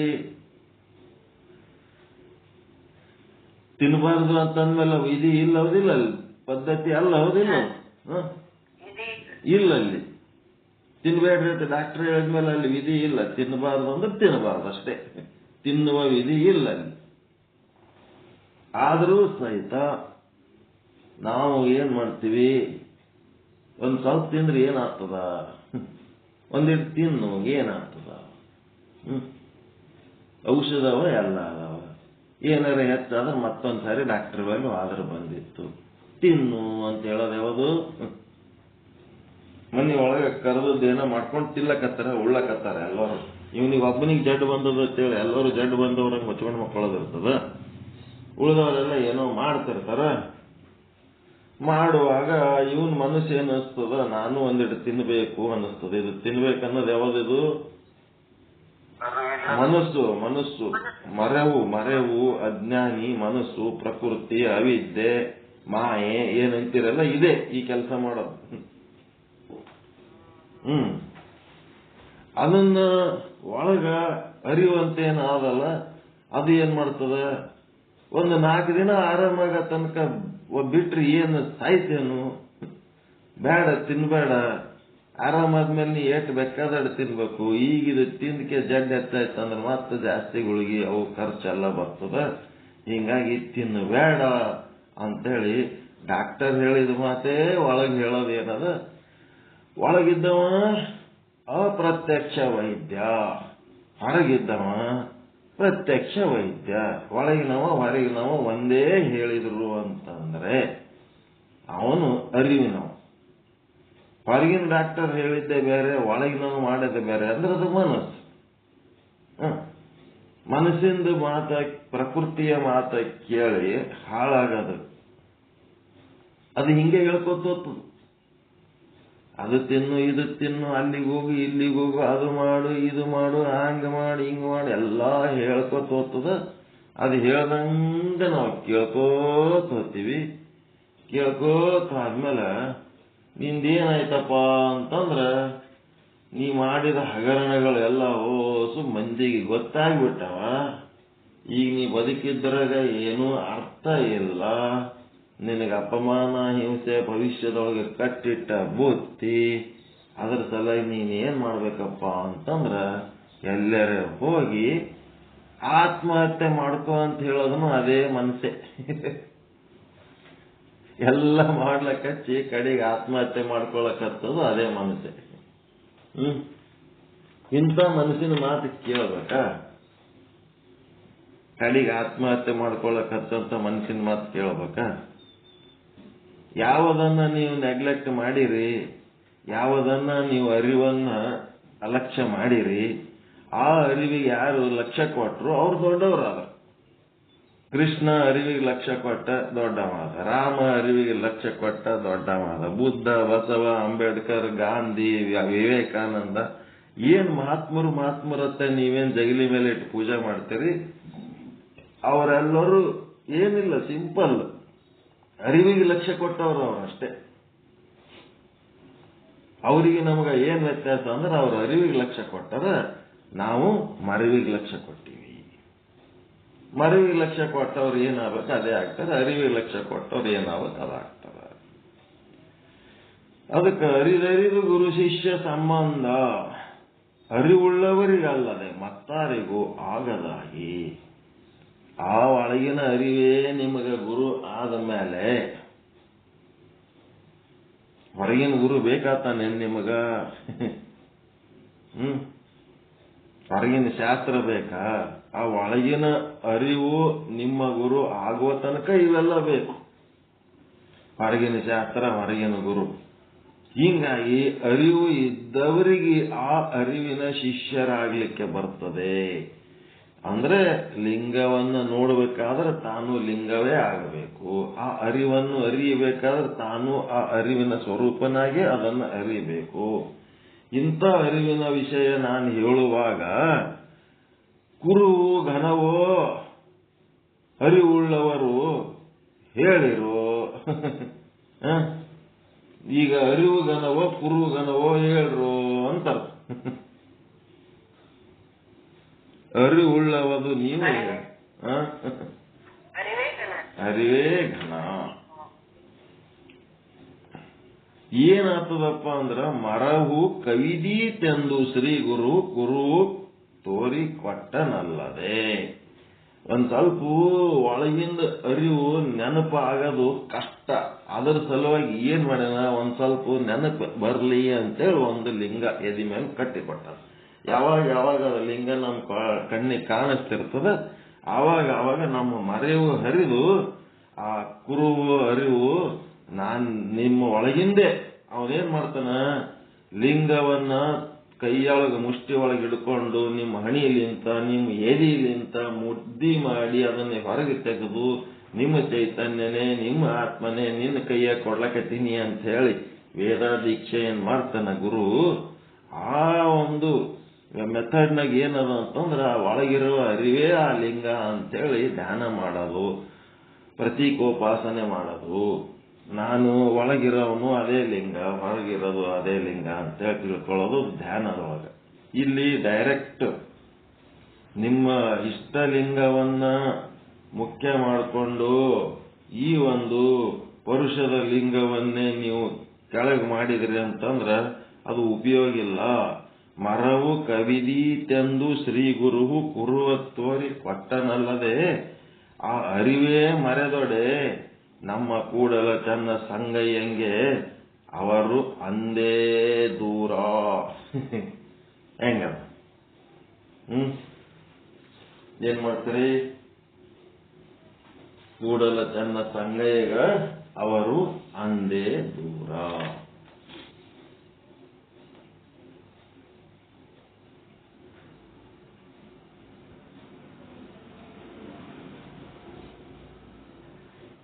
ಅರ್ಥ ಇಲ್ಲ ಅಂತ. ಒಬ್ಬಾಕಿಗೆ ಬಸರ ಹೆಣ್ಮಗಳಿಗೆ ಹೊಟ್ಟೆನ ಕೂಸು ಹೆಂಗ ಅದ ಅಂತ ಆಕಿಗೆ ಆಸೆ. ಅದಕ್ಕಾಕಿ ಗೊಂಬಿ ತರಿಸ್ಕೊತಾಳ. ಗೊಂಬಿ ತಂದು ಅದಕ್ಕೆ ಹಿಕ್ಕದು, ಬಟ್ಟೆ ತೊಡ್ಸೋದು ಎಲ್ಲ ಮಾಡ್ತಿರ್ತಾಳ. ಯಾವಾಗ ನಿಜವಾದ ಕೂಸಿಂದ ಡೆಲಿವರಿ ಆಯ್ತು, ಕೈಗೆ ಖರೆ ಕೂಸು ಬಂದು ಆಟ ಆಡ್ಲಕತ್ತು ಅಂತಂದಾಗ ಗಂಡ ಏನಂತಾನೆ, ಈ ಗೊಂಬಿ ಬಿಟ್ಟು ಒಂದು ಕ್ಷಣ ಇರ್ತಿದ್ದಿಲ್ಲ, ಮತ್ತೆ ಈ ಗೊಂಬಿ ತಗೋ ಅಂತಂದ್ರೆ ಆಕೆ ಏನ್ ಮಾಡ್ತಾಳ? ಆ ಗೊಂಬಿ ಆಡ್ತಾಳಂದ್ರೆ ಆಕೆ ನಿಜವಾದ ಕೂಸು ಕೈಗೆ ಸಿಕ್ಕಾಗ, ನಿಜವಾದ ಕೂಸು ಸಿಕ್ಕಾಗ ಗೊಂಬಿ ಪರಿಸ್ಥಿತಿ ಏನಾಗಿದೆ? ಡೆಲಿವರಿ ಆಗೋ ತನಕ ಗೊಂಬಿ ಬಹಳ ಮಹತ್ವದ ವಸ್ತು. ಅದು ಎಲ್ಲರ ಇಟ್ಟರೆ ಎಲ್ಲಿ ಕಳೆದ ಹುಡುಕಾಡಿ ತರಿಸ್ತಿರ್ತಾಳೆ. ಎಲ್ಲದ ನೋಡಿ ಗೊಂಬಿ ಆ ಕಡೆ ಹೋಯ್ತಂತಿರ್ತಾಳ. ಇನ್ನೊಬ್ಬಕ್ಕಿಗೆ ಏನಾಗಿರ್ತದಂತ, ನಡು ವಯಸ್ಸಿನಾಗ ಗಾಂಡಾಗಿರ್ಬಿಟ್ಟಿರ್ತಾನ, ಹೋಗ್ಬಿಟ್ಟಿರ್ತಾನ.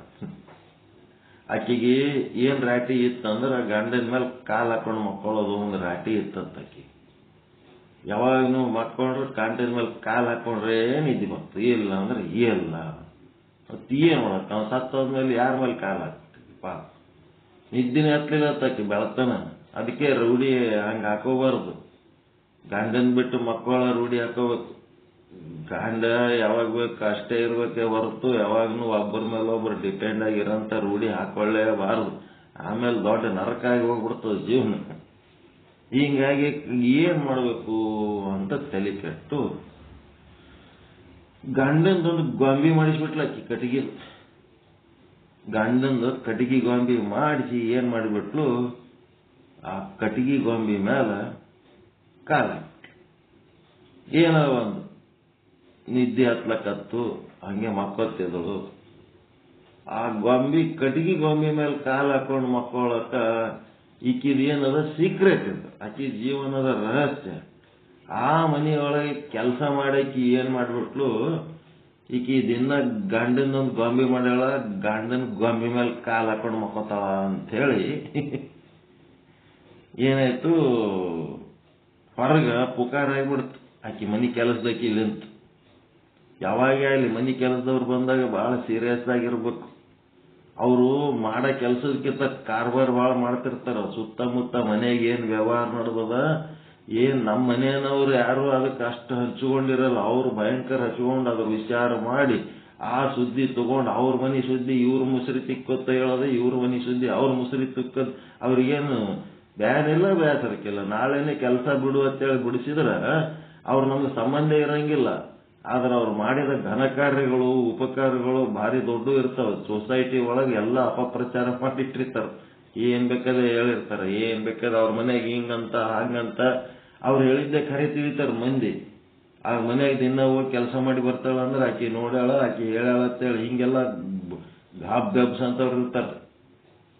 ಹಿಂಗಾಗಿ ಅವ್ರು ಬಂದಾಗ ಸೀರಿಯಸ್ ಆಗಿ ಇದ್ದು ಅವ್ರ ಕೆಲಸ ಇಟ್ಟತ್ತ ಕೆಲಸ ಮಾಡಿ ಕೊಟ್ಟು ಕಳ್ಸಿಬಿಡ್ಬೇಕಾಕಡೆ. ಆಮೇಲೆ ನೀವು ಏನಾರು ಗುದ್ದಾಡ್ಕೋತಿರ್ಬೇಕು. ಆದ್ರೆ ಆಕೆ ಮುಂದೆ ನೀವು ಏನಾರು ಮಾತಾಡಿದ್ರಿ ಎಲ್ಲ ಕಡೆ ಪುಕಾರ ಮಾಡಿಬಿಡ್ತಾಳೆ. 20 ಮನೆ ಹಿಡಿದಿರ್ತಾಳ, 20 ಮನ್ಯಾಗ ನಿಮ್ಮದು ಪುಕ್ಷೇಟಿ ಅಡ್ವರ್ಟೈಸ್ ಮಾಡಿ ಬಂದ್ಬಿಡ್ತಾಳ. ಅದಕ್ಕೆ ಆಕೆ ಏನ್ ಮಾಡಕತ್ತಿದ್ಳು, ಪುಕಾರ ಆದ್ಮೇಲೆ ಒಬ್ಬವ ಹೆಣ್ತಿ ತತ್ತ ಇರ್ತಾನ. ಅವನಿಗೆ ಹೆಣ್ತಿ ಬಿಟ್ರೆ ಅವನಿಗೂ ಹೆಂಡತಿ ಮೇಲೆ ಕಾಲು ಹಾಕೊಳ್ಳೋದ್ರೆ ನಿದ್ದೆ ಬರ್ತೇನೆ. ಈಗ ಅವನಿಗೆ ಇದು ಒಂದು ಸುದ್ದಿ ತಿಳಿದು ಚಲೋನೆ ಆಯ್ತಲ್ಲ ನಡಿ ಅಂತ ಹೇಳಿ ಆಕಿ ಅಷ್ಟು ತ್ರಾಸನಾಗಳ, ನಾನು ಇಷ್ಟು ತ್ರಾಸನಾಗಿದ್ದೀನಿ ಅಂತಂದ್ರೆ ಏನ್ ಮಾಡ್ಬೇಕಪ್ಪ ಅಂತಂದ್ರೆ ಹ್ಯಾಂಗರ ಮಾಡಿ ಆ ಗೊಂಬಿ ಜಾಗದಾಗ ನನಗೆ ಮನಗಿಸು ಒಂದು ದಿವಸ ಅಂತೇಳಿ ರೊಕ್ಕ ಕೊಡ್ತಾನ. ಆಕಿ ಕೆಲಸ ಮಾಡಕ್ಕೆ ರೊಕ್ಕ ಕೊಡ್ತಾನ. ರೊಕ್ಕ ಕೊಟ್ಮೇಲೆ ಆಕಿ ಗೊಂಬಿ ಮಕ್ಕೊಂಡದ ತಿಳ್ಕೊಂಡು ಏನ್ ಮಾಡಿದಳು, ಆ ಪುರುಷನ ಮೇಲೆ ಕಾಲು ಹಾಕಿ ಮಕ್ಕೊಂಡು ಅವನಿಗೂ ಇಕ್ಕಿ ಮೇಲೆ ಕಾಲು ಹಾಕೊಂಡು ಮಕ್ಕೊಂಡದ್ದಕ್ಕ ಏನಾಗ್ಬಿಡ್ತು, ಇಬ್ಬರದು ಒಬ್ಬರದೊಬ್ಬರ ಪರಿಚಯ, ಯಾರು ಏನು ಗುದ್ದಾಟ ಜಗಳ ಎಲ್ಲ ಆಗಿ ಅವರಿಬ್ರು ನನ್ನ ಅವಶ್ಯಕತೆನೂ ಅದೇ ಅದ, ನಿನ್ನ ಅವಶ್ಯಕತೆನೂ ಅದೇ ಅದ, ಆಯ್ತು ನಡಿ ನಾವಿಬ್ರು ಒಂದಾಗಿ ಚಂದಾಗಿರ. ಮತ್ತು ಅವ್ರದ್ದು ಅವತ್ತು ರಾತ್ರಿ ಅವ್ರೆಲ್ಲ ಒಂದೇನು ಸೆಟ್ ಆಗಿಬಿಟ್ರು. ಇಲ್ಲಿ ಹೊರಗ ರೊಕ್ಕ ತಿಂದು ಗಂಡ ಮಗನಿಗೆ ಆಕಿ ರೂಮ್ನಾಗ ಮನಗಿಸಿರ್ತಾಳಲ್ಲ, ಈಕಿಗೆ ಹೆಂಗಿರ್ತದ ಒಳಗೆ ಪರಿಸ್ಥಿತಿ? ಅಂಜಿಕಿರ್ತದಿಲ್ಲ, ಭಯ ಇರ್ತದಿಲ್ರಿ. ಏನ್ ಮಾಡ್ತಾಳೆ ಏನಕ್ಕೆ ಮುಂಜಾನೆ ಎದ್ದು ನನಗೆ ಬೈತಾಳೇನೋ, ಏನ್ ಅಂತಾಳ ಏನೋ ಅಂತ ಅಂಜಿಕಿರ್ತದ ಇಲ್ಲ ಆಕಿಗೆ. ಅಂಜ್ಕೊಂಡ್ಬಿಟ್ಟಿರ್ತಾಳ. ಅಲ್ಲಿ ಆಕಿಗೆ ಏನ್ ಸಮಸ್ಯೆ ಆಗಿರ್ತದ, ಅಡಿಗೆ ಮಾಡೋದಕ್ಕ ಸೌದೆ ಇರಂಗಿಲ್ಲ, ಕಲಸಾಗಿರ್ತದ. ಅದಕ್ಕಾಕಿ ಬಾಗ್ಲ ಬಡಿತಾಳ, ಅಮ್ಮೋರೇ ಅಂತಾಳ.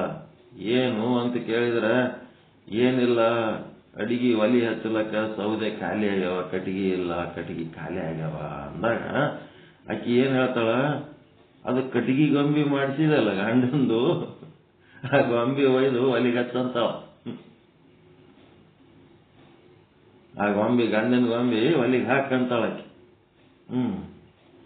ನಿಜವಾದ ಜಂಗಮ ವಸ್ತು ಸಿಕ್ಕ ಹೊತ್ನಾಗ ಈ ಒಂದು ಜಡವಾದಂತ ಮೂರ್ತಿ ತಗೊಂಡು ನಾ ಏನ್ ಮಾಡ್ಲಿ ಅಂತೇಳಿ ಅದನ್ನ ತ್ಯಾಗ ಮಾಡ್ತಾಳ. ಹೇಳೋದು ದೃಷ್ಟಾಂತ ಎಷ್ಟರ ಮಟ್ಟಿಗೆ ಸರಿಗಾದೋ ಸರಿಗಿಲ್ಲೋ, ಆದರೂ ಸಹಿತ ಜಂಗಮ ವಸ್ತು ವಿಶಿಷ್ಯತೆ, ಲಿಂಗ ಜಂಗಮ ಯೋರ್ ಮಧ್ಯೆ ಜಂಗಮ ವಸ್ತು ವಿಶಿಷ್ಯತೆ.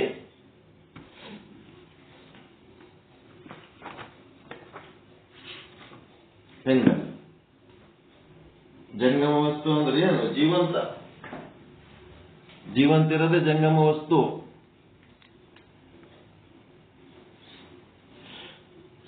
ಸಜೀವ.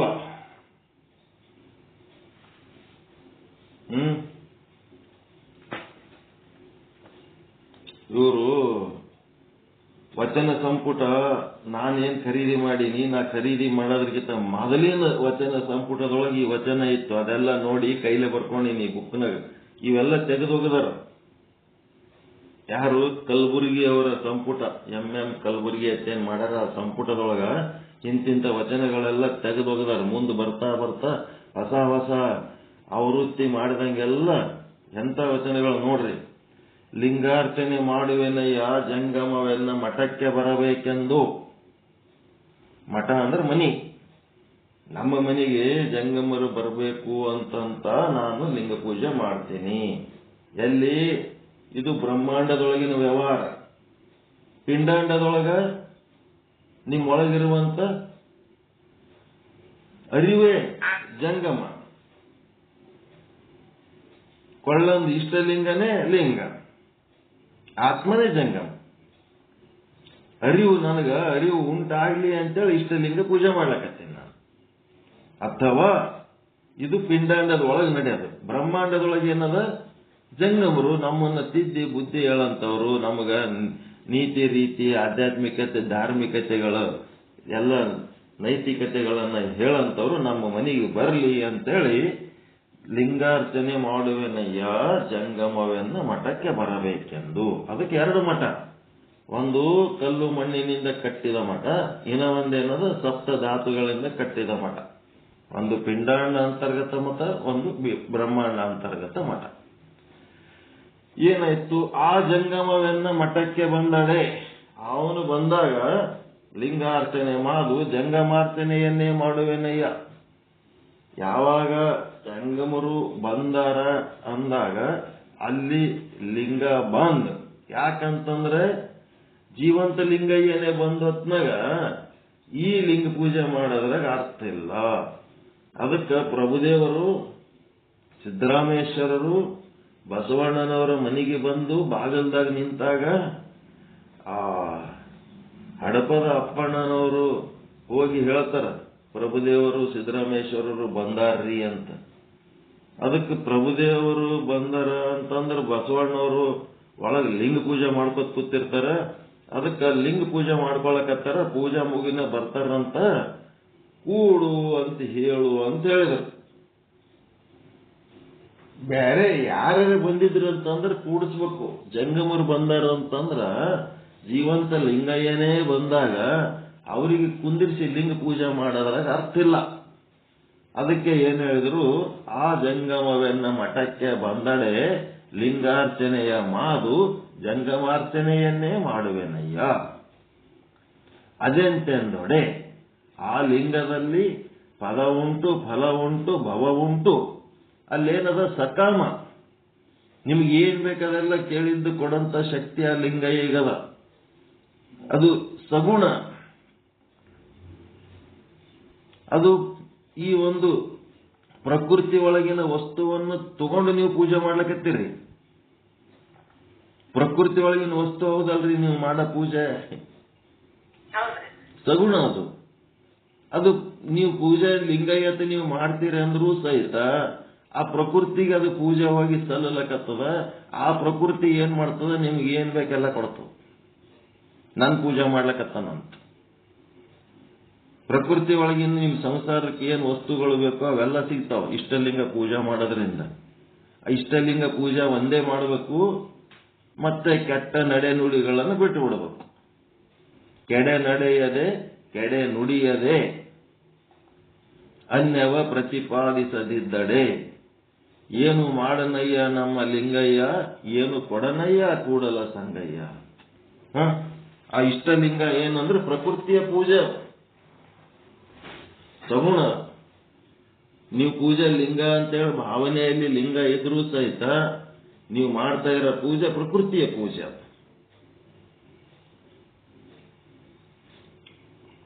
ಸತ್ತ ಹೆಣಕ್ ಪೂಜೆ ಮಾಡ್ತೀರಲ್ಲ, ಅದು ಅದಕ್ಕೆ ಪೂಜೆ ಮಾಡ್ತೀರಿ?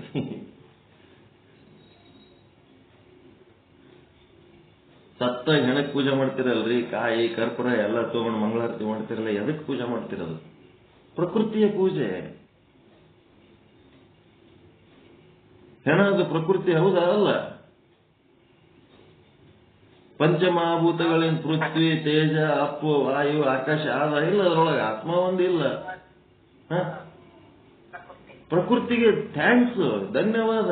ಶರೀರ, ನೀನ್ ಇಷ್ಟು ದಿವಸ ಎಷ್ಟು ಚಂದ ಇದ್ದಿ, ಈ ಪ್ರಕೃತಿ ನೀನು ಶಿವನ ಜೊತೆಗೆ ಹೆಜ್ಜೆ ಹಾಕಿದಲ್ಲ, ಧನ್ಯವಾದ. ನಿನಗೆ ಧನ್ಯವಾದ.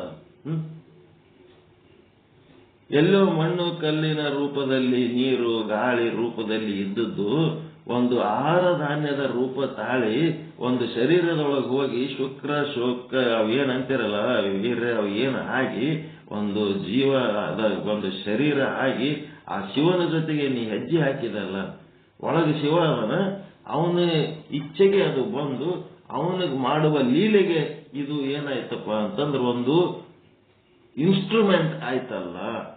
ಆ ಪರಮಾತ್ಮನ ಒಂದು ಉಪಕರಣವಾಗಿ 70 ವರ್ಷ 80 ವರ್ಷ ನೀನ್ ಕೆಲಸ ಮಾಡಿದೆಲ್ಲ ಪ್ರಕೃತಿ, ಧನ್ಯವಾದ. ಧನ್ಯವಾದ. ಹೆಣದ ಪೂಜೆ ಮಾಡೋದು ಪ್ರಕೃತಿ. ಅದೇ ರೀತಿ ನಾವು ನಾನಾ ರೀತಿ ಮೂರ್ತಿಗಳು, ನಾನಾ ರೀತಿ ಲಿಂಗಗಳು, ಅವೆಲ್ಲ ಪ್ರಕೃತಿಯ ವಸ್ತುಗಳೇ ಅವು. ಅವ್ರ ಪೂಜೆ ಮಾಡೋದ್ರಿಂದ ನಿಮ್ಮ ಇಷ್ಟಾರ್ಥ ಸಿದ್ಧಿ ಆಗ್ತದ. ಅದಕ್ಕೆ ಇಲ್ಲೇನಂತಂದ್ರ ಸಗುಣ ಅಂತಂದ್ರ ಅದೇನದ ಅಂತಂದ್ರ ಸಕಾಮ ಕರ್ಮ, ಸಕಾಮ ಉಪಾಸನೆಗೆ ಅದೆಲ್ಲ ಬೇಕಾಗ್ತದ. ಅಲ್ಲಿ ಪದ ಉಂಟು, ಫಲ ಉಂಟು, ಭವ ಉಂಟು. ಅದನ್ನೆಲ್ಲ ತಗೊಂಡು ನೀವು ಪಾಪ ಪುಣ್ಯ ಮಾಡ್ತೀರಿ, ಮತ್ತೆ ಜನ್ಮ ಪುನರ್ಜನ್ಮಗಳು ತಾಳ್ತೀರಿ. ಇದೆಲ್ಲ ಮಾಡೋದು ಎಲ್ಲದಪ್ಪ ಅಂತಂದ್ರೆ ಲಿಂಗದಾಗ ಅದ. ಇದು ಜಂಗಮ ಅಂತಂದ್ರೆ ಏನದ, ಇದು ನಿರ್ಗುಣ ಅದ. ಆತ್ಮ ಏನದ ನಿರ್ಗುಣ, ಗುಣಾತೀತ. ಅದರೊಳಗೆ ಸತ್ವ ರಜ ತಮ ಏನೇನು ಇಲ್ಲ ಅಲ್ಲಿ. ಅಂತ ನಿರ್ಗುಣವಾದಂತ ಜಂಗಮ ನಿಮ್ಮೊಳಗಿನ ಅರಿವು ತ್ರಿಗುಣಾತೀತ ಆದೋ ಏನು ಗುಣ ಸಮೇತ ಅದರಿ ಅದು. ನಿಮ್ಮ ಅರಿವು ಅಂತಂದ್ರೆ ಕೂಟಸ್ಥ ಏನು ಸತ್ವಗುಣ ರಜೋಗುಣ ತಮೋಗುಣದಿಂದ ಆಚೆ ಆದೋ ಏನು ಸತ್ವ ರಜೋಗುಣ ತಮೋಗುಣಿಗಳು ಆದದು. ತ್ರಿಗುಣಾತೀತದ ಅರಿವು.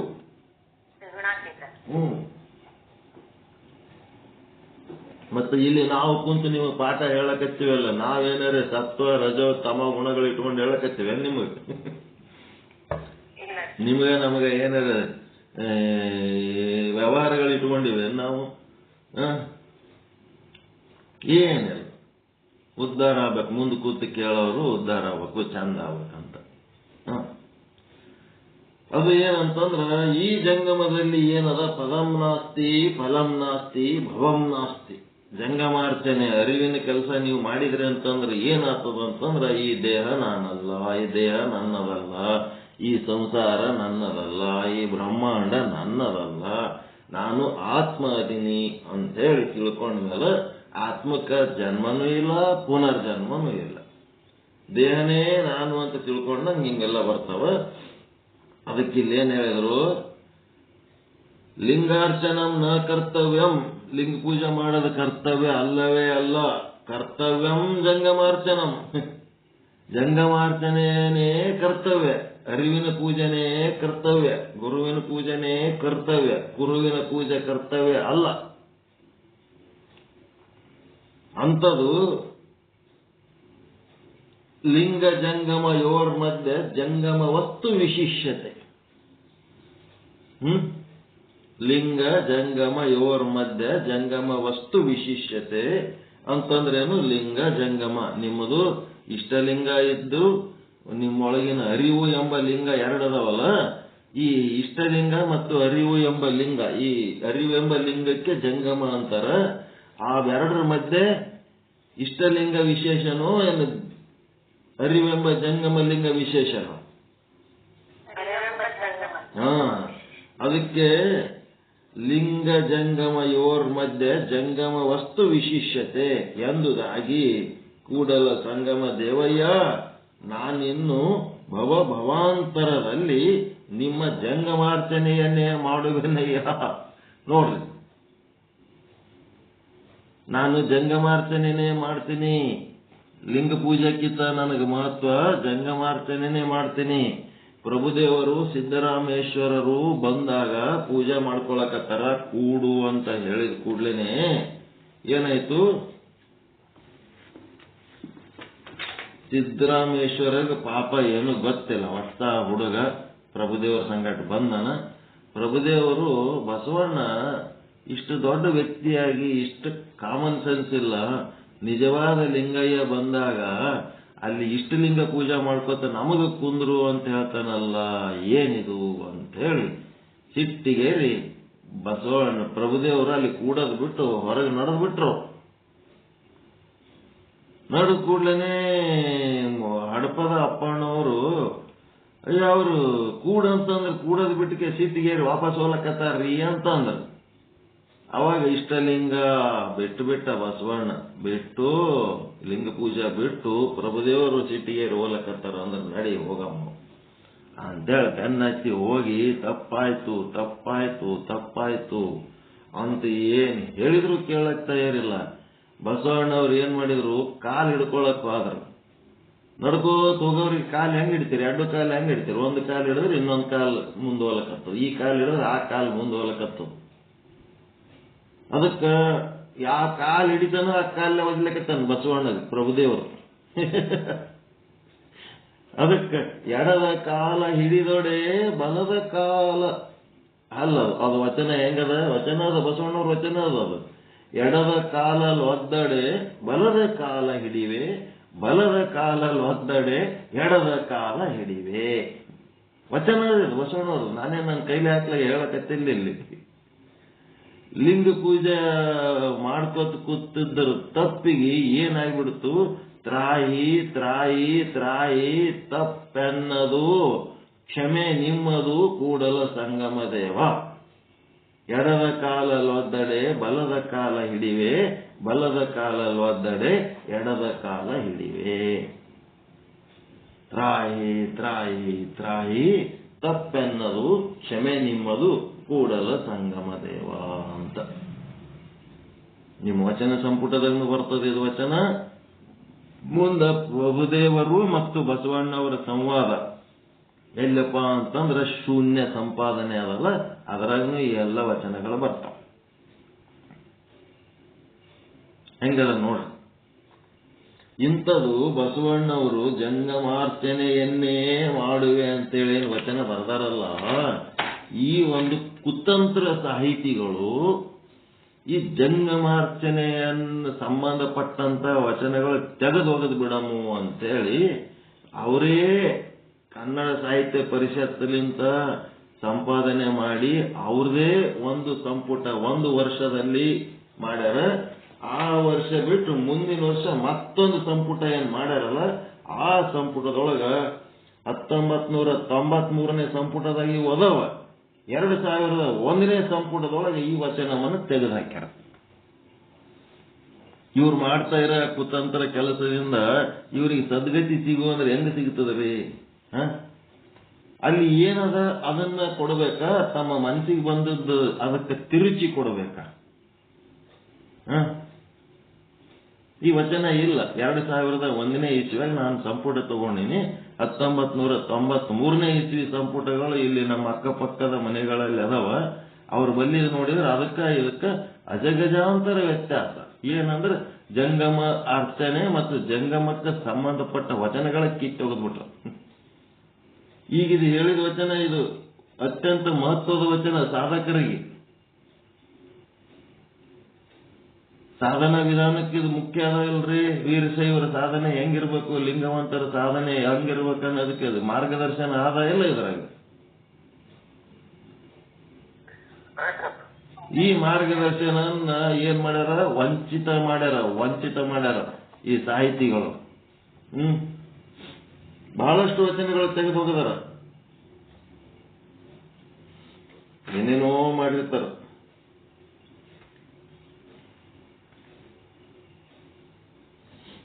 ಏನಾಯ್ತು?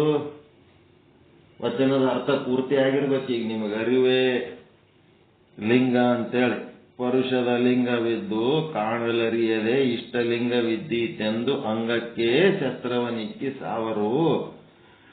ಅರಿದರಿದು ಗುರು ಶಿಷ್ಯ ಸಂಬಂಧವುಳ್ಳ ಅರಿವುಳ್ಳವರಿಗಲ್ಲದೆ ಮತ್ತಾರಿಗೂ ಇಲ್ಲ.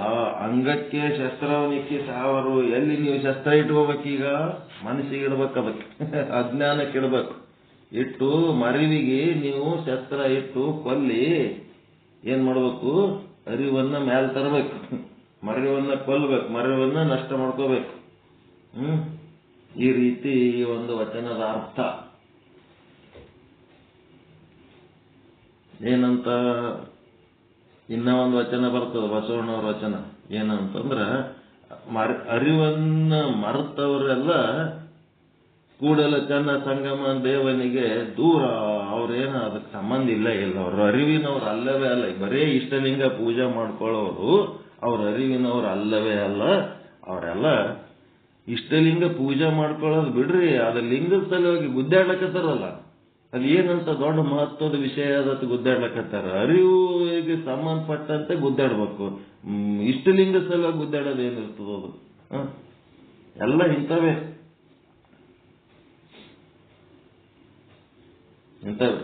ಸಂಶೋಧನೆ ಮಾಡ್ಯಾರಂತ. ಏನ್ ಸಂಶೋಧನೆ ಮಾಡ್ಯಾರ ಅಂದ್ರ, ಬಸವಣ್ಣನವರಿಗೆ ಇಬ್ಬರು ಹೆಂಡರಿಲ್ಲ, ಒಬ್ಬರೇ ಹೆಂಡರು ಅಂತೇಳಿ ಸಂಶೋಧನೆ ಮಾಡ್ಯಾರ. ಅವ್ರಿಗೆ ಇಬ್ರು ಯಾಕಿರ್ಲಕ್ಕ, ಮೂವರು ಯಾಕಿರ್ಲಕ್ಕ, 30 ಯಾಕಿರ್ಲಕ್ಕ, ಒಂದು ಇರೋದು. ಅದು ತಗೊಂಡು ನಿಮ್ಗೆ ಏನ್ ಮಾಡೋದು? ಅವ್ರ ಹೆಂಡ್ರಿ ಎಸ್ ಮಂದಿ ಯಾಕಿರ್ಲಕ್ಕ? ನಿಮ್ಗೆ ಸಾಧನೆ ಮಾಡೋದಕ್ಕೆ ವಚನಗಳು ಕೊಟ್ಟಾರ, ಅದು ತಗೊಳ್ಳೋದು ಬಿಟ್ಟಿಗೆ ಅವ್ರ ಹೆಂಡ್ರಿ ಎಸ್ ಮಂದಿ ಇರತ್. ಇದು ಒಂದು ಸಂಶೋಧನೆ ತಗೊಂಡು ಏನ್ ಮಾಡ್ತೀರಿ? ಮುಗಿದು ಹೋಗ್ಬಿಟ್ಟದ. ಅದ್ರ ಕತಿ ತಗೊಂಡು 1000 ವರ್ಷದ ಹಿಂದಿನವರು ಸಂಸಾರದಾಗ ಇವ್ರು ಸಂಶೋಧನೆ ಮಾಡ್ತಾರೆ. ಆ ವಚನ ಸಾಹಿತ್ಯ ತಗೊಂಡು ಶಿವಯೋಗಿಗಳಾಗಿರೋ ಅಂತ ಹೇಳಿದ್ರೆ ಅದು ಬಿಟ್ಟು ಆ ವಚನ ಬರೆದವ್ರ ಹೆಂಡ್ರದಾಗ ಸಂಶೋಧನೆ ಮಾಡೋರು. ಇವರೆಲ್ಲ ದೊಡ್ಡ ದೊಡ್ಡ ಸಾಹಿತಿಗಳು. ಇರ್ಲಿ, ಮುಂದೇನ್ ಮಾಡ್ಬೇಕು? ಅರಿವು ಅನ್ನೋದೇ ಈಗ ಈ ಫುಲ್ ಬರೆಯುವ ಅರಿವಿನ ಕಡೆನೇ ನಮ್ಮನ್ನು ಚೆಕ್ಕೊಂಡು ಹೋಗ್ತಾರೆ ಈಗ ಅವರು. ಪ್ರಸಾದಿಯ ಶಿವಲಿಂಗ ಸ್ಥಳ ಬಹಳ ಮುಖ್ಯ ಅದ. ಈ ವಚನಗಳನ್ನ ಮಿಸ್ ಮಾಡಬೇಡ್ರಿ. ವ್ಯಾಧನೊಂದು ಮೊಲನ ಕೊಂದು ತಂದಡೆ ಸಲುವ ಹಾಗಕ್ಕೆ ಬಿಲಿಯುವರಯ್ಯ. ನೆಲನಾಳ್ದನ ಹೆಣನೆಂದಡೆ ಒಂದಡೆಕೆಗೂ ಕೊಂಬುವವರಿಲ್ಲ ನೋಡ ಕೂಡಲ ಸಂಗಮ ದೇವ.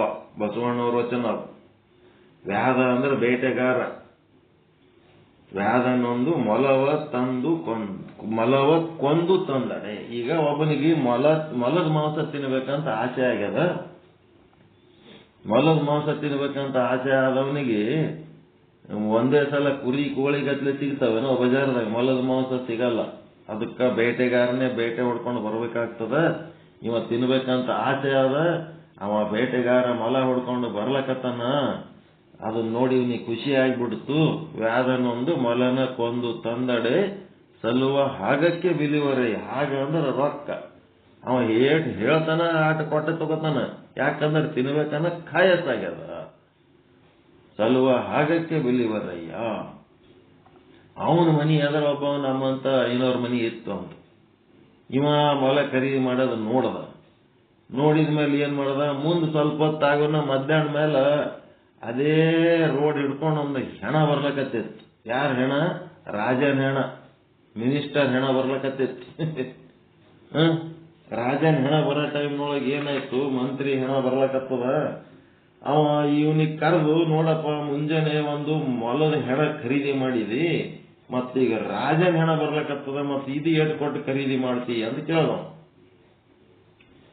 ಮುಂಜಾನೆ ಜಗ್ಗಿ ರೊಕ್ಕ ಕೊಟ್ಟು ಒಂದು ಪ್ರಾಣಿಯ ಹೆಣ ಖರೀದಿ ಮಾಡಿದಿ, ಮತ್ತ ಈ ಒಂದು ಮಿನಿಸ್ಟರ್ ಹೆಣ ಏಟ್ ಕೊಟ್ಟು ಖರೀದಿ ಮಾಡ್ತಿ ನೋಡು ಅಂತಂದ್ರ, ನೆಲನಾಳದನ ಹೆಣ ನೆಂದಡೆ. ನೆಲನಾಳದ ಅಂದ್ರೆ ರಾಜ. ನೆಲನಾಳದನ ಹೆಣ ನೆಂದಡೆ, ಒಂದು ಅಡಕೆಗೂ ಕೊಂಬುವವರಿಲ್ಲ ನೋಡ ಕೂಡಲ ಸಂಗಮ ದೇವ. ಒಂದು ಅಡಿಕೆ ಕೊಟ್ಟು ಸಹಿತ ಕೊಳ್ಳೋರಿಲ್ಲ. ಹೆಂಗ ಈ ಹೆಣ ಒಂದು ಅಡಿಕೆ ಕೊಟ್ಟನು ಯಾರು ಖರೀದಿ ಮಾಡಂಗಿಲ್ಲ. ಅದೇ ರಾಜ ಜೀವಂತ ಇದ್ದಾಗ, ಒಳಗ ಅರಿವು ಎಂಬ ಲಿಂಗ ಇದ್ದಾಗ, ಅವ ನಿಮ್ಮ ಮನೆಗೆ ಬಂದಾಗ ನಿಮ್ಮ ಪರಿಸ್ಥಿತಿ ಏನಿರ್ತದ ಅವಾಗ? ಜೀವಂತ ಮಂತ್ರಿ ನಿಮ್ಮ ಮನೆ ಮುಂದೆ ಬಂದಾಗ ಅವಾಗ ಹೆಂಗಿರ್ತದ? ಮತ್ತ ಅವನ್ ಸತ್ ಹೆಣ ಬಂದಾಗ ಒಂದು ಅಡಿಕೆ ಕಿಮ್ಮತ್ನು ಅವನಿಗೆ ಕೊಡಂಗಿಲ್ಲ ಅಂತಂದ್ರೆ ಹೆಂಗದ ಇದು ನೋಡ್ರಿ. ಅದಕ್ಕ ಆ ಮಂತ್ರಿಗೆ ಬೆಲೆ ಎದರಿಂದ ಬಂದಿತ್ತು? ಆ ಹೆಣಕ್ಕೆ ಬೆಲೆ ಎದರಿಂದ ಇತ್ತು? ಅರಿವಿನಿಂದ. ಒಳಗ ಇರುವ ಅರಿವೆಂಬ ಲಿಂಗ.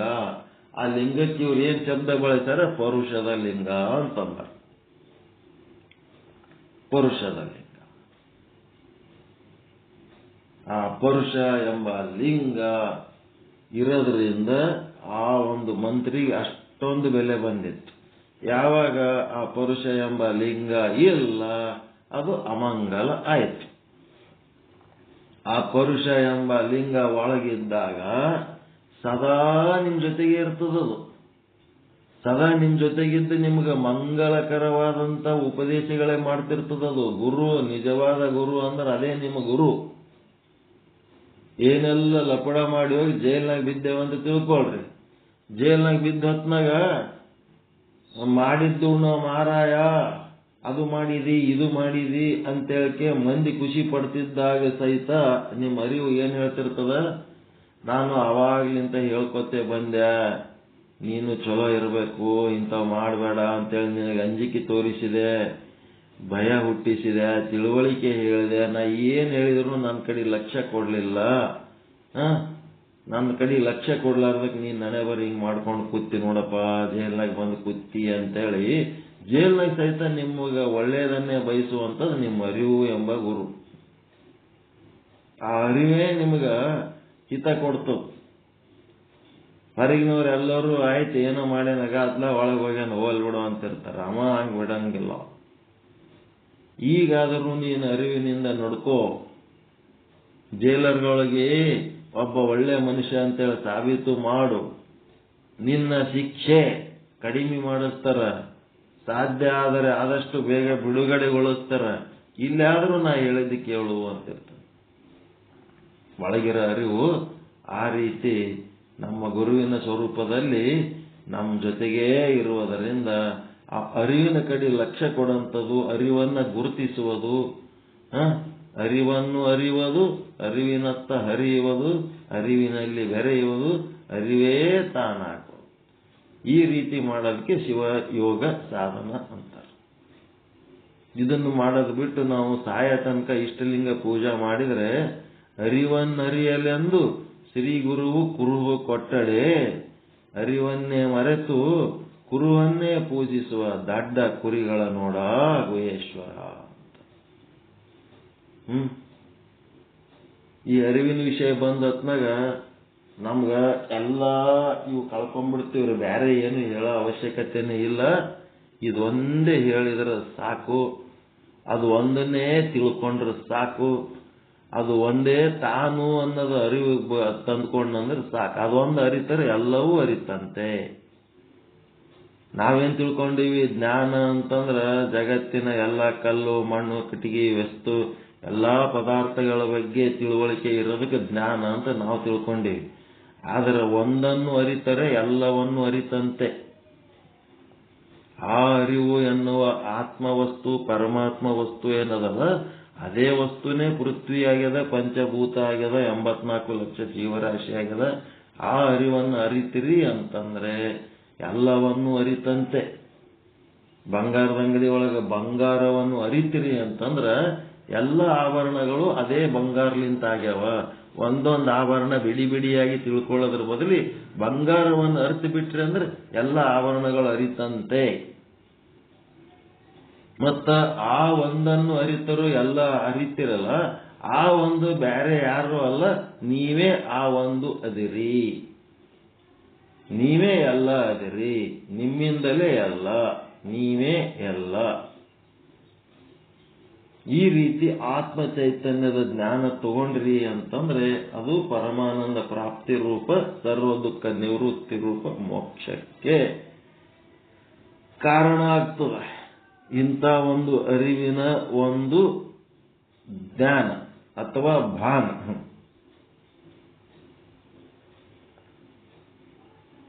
ಏನ್ ಮಾಡ್ತಾರೆ, ಒಂದ್ ಯಾವ್ದಾರ ತತ್ವಪದ ಹಾಡ್ರಿ, ಆಮೇಲೆ ಏನ್ ಮಾಡಮು, ಒಂದ್ ಸ್ವಲ್ಪ ವಿಚಾರ ಸಾಗರ ಟಚ್ ಕೊಡಮು, ಟಚ್ ಕೊಟ್ಟು ಮುಂದೆ ಹೋಗು. ಒಂದ್ ಯಾರ ತತ್ವಪದ ಹಾಡ್ರಿ. ಅರವಿಂದ್ ಚಲೋ ಅದರಿ ವಚನ ವಿಶ್ಲೇಷಣೆ ಇವತ್ತಿಂದು.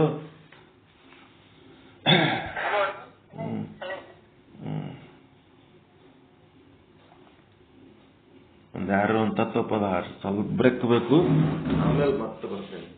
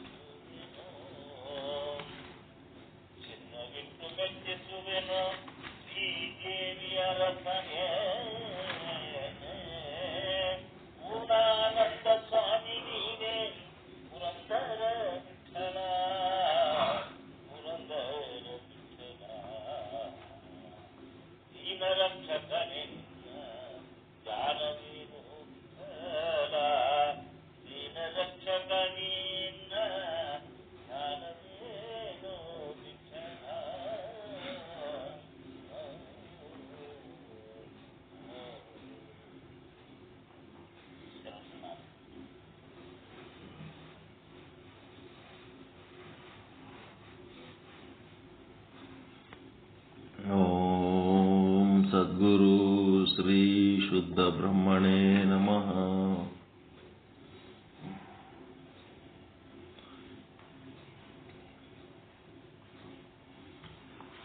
ಶ್ರೀ ವಿಚಾರ ಸಾಗರ ತರಂಗ 5 ಸಾಧು ನಿಶ್ಚಲ್ ದಾಸ್ಜಿಯವರ ಕೃತಿ. ಮಧ್ಯಮ ಅಧಿಕಾರಿ ಅದೃಷ್ಟಿ ಮಹಾರಾಜರಿಗೆ ಉಪದೇಶ. 249ನೇ ವಿಷಯಾಂಕ. ಜಗತ್ತಿಗೆ ಉಪಾದಾನ ಕಾರಣ ಮತ್ತು ನಿಮಿತ್ತ ಕಾರಣ ಎರಡೂ ಪ್ರಕಾರದಿಂದ ಈಶ್ವರನೇ ಜಗತ್ತಿಗೆ ಕಾರಣನಾಗಿರುತ್ತಾನೆ. ಅದನ್ನೇ ಅವರು ಹೇಳ್ತಾ ಇದ್ದಾರೆ.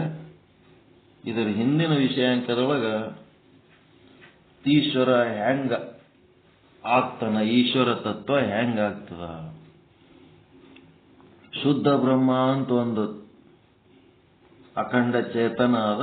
ಆ ಚೇತನದೊಳಗ ಮೂಲ ಪ್ರಕೃತಿ, ಮಹಾಪ್ರಕೃತಿ ಅಂತ ಒಂದು ಪ್ರಕೃತಿನೂ ಆ ಚೇತನವನ್ನು ಆಶ್ರಯಿಸದ. ಆ ಚೇತನದೊಳಗ ಆಶ್ರಯ ತಗೊಂಡಂತ ಮೂಲ ಪ್ರಕೃತಿ ಒಳಗ 3 ಗುಣಗಳದಾವ, ಸತ್ವ, ರಜ, ತಮ ಅಂತ ಹೇಳಿ. ನೀವು ಕನ್ನಡಿ ಮುಂದೆ ಹೋಗಿ ನಿಂತಾಗ ಅಲ್ಲಿ ನೀವು 3 ವಸ್ತುಗಳನ್ನು ನೋಡ್ತೀರಿ. ಕನ್ನಡಿ ಅನ್ನೋದು ಒಂದು ವಸ್ತು, ನೀವು ಬಿಂಬ ಮತ್ತು ಕನ್ನಡಿಯೊಳಗೆ ನಿಮ್ಮ ಪ್ರತಿಬಿಂಬ, 3 ವಸ್ತುಗಳದಾವ. ಇಲ್ಲಿ ಈ ಒಂದು ಮೂಲ ಪ್ರಕೃತಿಯ ಸತ್ವಗುಣನೇ ನೀವು ನೋಡ್ಕೊಳ್ತಾ ಇರೋಂಥ ಕನ್ನಡಿ ಅಂತ ತಿಳ್ಕೋಬೇಕು. ಮತ್ತೆ ಆದ್ರೆ ಎದುರು ನೀವೇನು ನಿಂತಿರಿ ಬಿಂಬ ಅಂದ್ರೆ ಅದೇ ಬ್ರಹ್ಮ ಅಂತ ತಿಳ್ಕೋಬೇಕು. ಮತ್ತೆ ಆ ಬ್ರಹ್ಮನ ಪ್ರತಿಬಿಂಬ, ಕನ್ನಡಿ ಒಳಗೆ ಬ್ರಹ್ಮನ ಪ್ರತಿಬಿಂಬ. ಈಗ ಪ್ರತಿಬಿಂಬದೊಳಗೆ ಕನ್ನಡಿ ಮತ್ತು ಬ್ರಹ್ಮ ಎರಡು ಕಲ್ತವ ಇಲ್ಲ ಪ್ರತಿಬಿಂಬದಾಗ.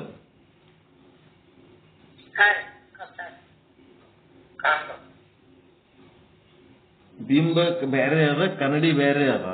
ಪ್ರತಿಬಿಂಬ ಅಂತೇನು ತಯಾರಾಗ್ಯದ, ಅದರೊಳಗೆ ಕನ್ನಡಿ ಮತ್ತು ಬಿಂಬ ಎರಡು ಕಲ್ತಾವ.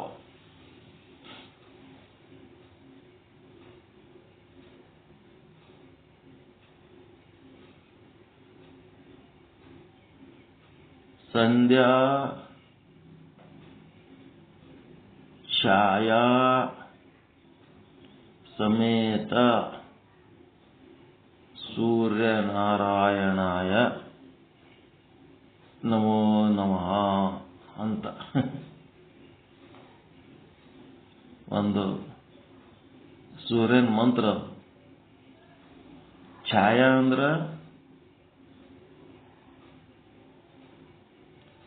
ಕತ್ತಲು, ನೆರಳು. ಸೂರ್ಯ ಅಂದ್ರ ಬೆಳಕು. ಸೂರ್ಯ ಬೆಳಕ, ಛಾಯಾ ಕತ್ತಲು. ಸಂಧ್ಯಾ ಏನದ, ಅವೆರಡು ಕೂಡಿದ್ದದು ಒಂದಿಟ್ಟು ಬೆಳಕು. ಸಂಧ್ಯಾ ಅಂದ್ರೆ ಸಾಯಂಕಾಲ, ಸಂಧಿಕಾಲ. ಸಂಧ್ಯಾ ಅಂದ್ರೆ ಸಂಧಿಕಾಲ. ಆ ಕಡೆ ಪೂರ ಕತ್ತಲು ಆಗಿಲ್ಲ, ಈ ಕಡೆ ಪೂರ್ತಿ ಬೆಳಕುನೂ ಇಲ್ಲ. 2 ಸಾರಿ ಇರ್ತದ ಹಂಗದು. ಮುಂಜಾನೆ ಎದ್ದನು ಹಂಗೆ ಇರ್ತದ. ಆ ಕಡೆ ಪೂರ್ತಿ ಬೆಳಕಾಗಿರಂಗಿಲ್ಲ, ಹಿಂದ್ ಪೂರ್ತಿ ಕತ್ತಲಿರಂಗಿಲ್ಲ. ಪ್ರಾತಃ ಸಂಧ್ಯಾ, ಸಾಯಂ ಸಂಧ್ಯಾ ಅಂತ 2 ಇರ್ತಾವ. ಆ ಸಂಧ್ಯಾ ಕಾಲದಲ್ಲಿ ಏನದಂತಂದ್ರೆ ಬೆಳಕು ಕತ್ತಲೆ 2 ಮಿಶ್ರಣ ಇರ್ತದ. ಸೂರ್ಯ ಏನು ಬಿಂಬ, ಅದು ಕತ್ತಲು, ಯಾವುದು ಛಾಯ. ಅವೆರಡೂ ಕೂಡಿದ್ದು ಪ್ರತಿಬಿಂಬ. ಛಾಯಾ ಮತ್ತು ಸೂರ್ಯ ಕೂಡಿದ್ದು ಪ್ರತಿಬಿಂಬ. ಸೂರ್ಯ ಬಿಂಬ, ಆ ಛಾಯಾ ಕತ್ತಲು ಅಂದ್ರೆ ಕನ್ನಡಿ ಇದ್ದಂಗ. ಅದರೊಳಗೆ ಪ್ರತಿಬಿಂಬ ಏನು ಮೂಡ್ತದ ಅದು ಸೂರ್ಯ ಮತ್ತು ಛಾಯಾ ಎರಡು ಕೂಡಿದ್ದು ಸಂಧ್ಯಾ ಅಂತ ಆಗ್ತದೆ. ಇದಕ್ಕೆ ಎಷ್ಟೇ ಹೇಳಿದ್ರೂ ಕಡಿಮೆ. ಅದೇ ರೀತಿ ಇಲ್ಲಿ ಈಶ್ವರ ಅಂತ ಹೆಂಗಾಗ್ತಾನಪ್ಪ ಅಂದ್ರೆ, ಆ ಈಶ್ವರ ಆ ಸತ್ವಗುಣ ಎನ್ನುವ ಮೂಲ ಪ್ರಕೃತಿಯ ಗುಣದೊಳಗ ಬ್ರಹ್ಮನ ಪ್ರತಿಬಿಂಬ ಉಂಟಾಗಿ ಆ ಈಶ್ವರ ತತ್ವ ಉಂಟಾಗ್ತದ. ಅದರೊಳಗೆ ಮೂರದವ. ಒಂದು ಆ ಪ್ರಕೃತಿಯ ಸತ್ವಗುಣ, ಮತ್ತೆ ಬ್ರಹ್ಮ, ಮತ್ತೆ ಆ ಸತ್ವಗುಣದೊಳಗ ಅದಕ್ಕೆ ಮಾಯೇನು ಅಂತಾರ. ಆ ಮಾಯೆಯೊಳಗ ಬ್ರಹ್ಮನ ಪ್ರತಿಬಿಂಬ. ಇವಿಷ್ಟು ಕೂಡಿತ್ತು ಅಂತಂದ್ರೆ ಈಶ್ವರ. ಆ ಈಶ್ವರ ಏನ್ ಮಾಡ್ತಾನಪ್ಪ, ಅವಂದ ಏನ್ ಕೆಲಸ? ಈಶ್ವರ ಹೆಂಗಾದ ಅಂತ ತಿಳ್ಕೊಂಡ್ರಿ. ಈಶ್ವರ ಹೆಂಗಾದ ಅಂತ ಅಂದ್ಮೇಲೆ ಈಶ್ವರ ಏನ್ ಮಾಡ್ತಾನಂತಂದ್ರ ಈ ಜಗತ್ತನ್ನ ನಿಯಾಮನ ಮಾಡ್ತಾನ. ಇಡೀ ಬ್ರಹ್ಮಾಂಡವನ್ನ ನಿಯಾಮನ ಮಾಡ್ತಾನ. ಇಲ್ಲಿ 84 ಲಕ್ಷ ಜೀವರಾಶಿಗಳದವ. ಆ ಜೀವರಾಶಿಗಳಿಗೆ ಒಂದು ಜನ್ಮ ಕೊಡಬೇಕಾದ್ರ, ಈಗ ನೀವು ಊರಿಗೆ ಹೋಗ್ಲಕ್ಕೆ ತಯಾರಾದ್ರ ಎಷ್ಟು ದಿನ ಊರಿಗೆ ಹೋಗ್ತೀರಿ? ಆ ದಿವಸಕ್ಕೆ ಸಂಬಂಧಪಟ್ಟಂತೆ ರೊಕ್ಕ, ರೂಪಾಯಿ, ಬ್ಯಾಗು, ಬಟ್ಟಿ ಎಲ್ಲ ವ್ಯವಸ್ಥೆ ಮಾಡ್ಕೊಂಡು ಹೋಗ್ತೀರಾ ಇಲ್ಲ?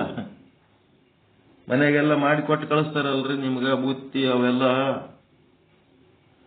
ಹಾಗೆ ಈಶ್ವರ ಏನ್ ಮಾಡ್ತಾನಪ್ಪ ಅಂತಂದ್ರೆ, ಒಂದು ಜೀವ ಈ ಭೂಮಿ ಮೇಲೆ ಹುಟ್ಟಿತು ಅಂದ್ರ ಅದರ ಭೋಗಕ್ಕೆ ತಕ್ಕಂತೆ ತಾಯಿಯ ಸ್ತನಪಾನದ ಮೊದಲ ಗುಟಕ ಅಲ್ಲಿಂತ ಕಡಿಗೆ ಸಾಯುವಾಗ ಒಂದು ಹನಿ ನೀರು ಹಾಕ್ತಾರಲ್ಲ ಬಾಯಾಗ, ಆ ಗುಟುಕಿನಿಂದ ಈ ಒಂದು ಗಂಗಾ ತೀರ್ಥದ ತನಕ ಏನೇನು ಭೋಗಗಳದವ ಆ ಎಲ್ಲ ಭೋಗಗಳನ್ನು ನಾವು ಸೃಷ್ಟಿ ಮಾಡಬೇಕು.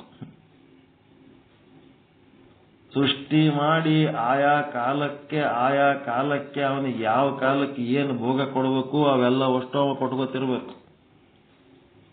ಒಂದರದಲ್ಲ, 84 ಲಕ್ಷ ಜೀವರಾಶಿಗಳಿಗೆ ಎಲ್ಲದರದ್ದು ಯಾವ ಕಾಲಕ್ಕ ಏನು ಭೋಗ ಕೊಡ್ಬೇಕಂತೇಳಿ ಅವ ಆ ಟೈಮಿಗೆ ಭೋಗ ಕೊಡ್ತಿರ್ತ.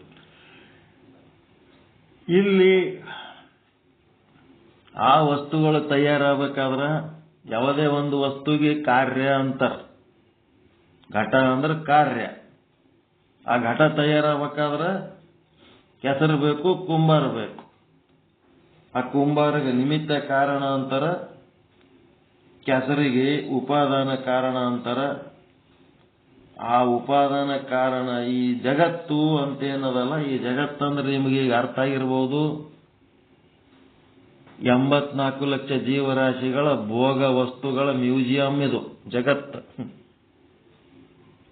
ಇಲ್ಲಿ ಏನು ಜೀವಿಗಳದವ, ಇಲ್ಲಿ ಭೋಗ ವಸ್ತುಗಳನ್ನದವ, ಇಲ್ಲಿ ಜೀವಿಗಳು ಅದಾವ.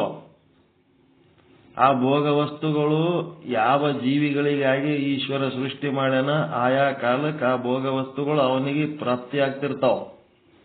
ಇಲ್ಲಿದ್ದು ಎಲ್ಲ ನಮ್ಮ ಸಲುವಾಗಿ ಅದಾವ ಅಂತಲ್ಲ, ನಮ್ಮ ಸಲುವಾಗಿ, ನಮ್ಮ ಪಾಲಿನ ನಮ್ಮ ಸಲುವಾಗಿ, ನಿಮ್ಮ ಪಾಲಿನ ನಿಮ್ಮ ಸಲುವಾಗಿ. ಯಾರಿಗೆ ಕೊಡಂಗಿಲ್ಲ ನಾವು ಈಶ್ವರ. ಅವರವ್ರ ಭೋಗ ಅವರವರಿಗೆ ಕೊಡ್ತಿರ್ತಾನ. ಅವುಗಳನ್ನು ಸೃಷ್ಟಿ ಮಾಡಿದೇನು ಎಲ್ಲ 84 ಲಕ್ಷ ಜೀವರಾಶಿಗಳ ಭೋಗ ವಸ್ತುಗಳ ಒಂದು ಸಂಗ್ರಹಾಲಯನೇ ಈ ಜಗತ್ತು.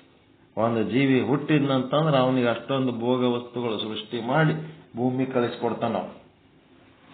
ಆ ಭೋಗದ ಎಲ್ಲ ಅವನು ಮುಗಿತು, ಭೋಗದ ಒಂದು ಸಮಯ ಮುಗಿತು ಅಂತಂದ್ರೆ ಆಯುಷ್ಯ ತೀರ್ತದ. ಒಂದು ಹನಿ ನೀರು ಸಹಿತ ಅವನಿಗೆ ಇರಂಗಿಲ್ಲ ಈ ಜಗತ್ತಿನೊಳಗ. ಒಂದು ಉಸಿರು ಸಹಿತ ತಗೊಳಕಿಲ್ಲ, ಗಾಳಿ ಇರಂಗಿಲ್ಲ. ಇಲ್ಲಿಂದ ಜಾಗ ಖಾಲಿ ಮಾಡ್ಬಿಡ್ತಾನೆ. ಹಿಂಗದ. ಅದಕ್ಕೆ ಈ ಜಗತ್ತಿನೊಳಗ ಹೆಂಗ ಜಗತ್ತು ಅಂದ್ರೆ ಕಾರ್ಯ, ಜಗತ್ತು ಅಂದ್ರೆ ಕಾರ್ಯ, ಜಗತ್ತಂದ್ರೆ ಏನಂತ ಗೊತ್ತಾಯ್ತು, ಯಾರ್ಲಿಂತ ಸೃಷ್ಟಿ ಆಯ್ತು ಗೊತ್ತಾಯ್ತು, ಅದು ಯಾರು ಹೆಂಗೆ ತಯಾರಾಗ್ಯಾರ ಅನ್ನೋದು ಗೊತ್ತಾಯ್ತು.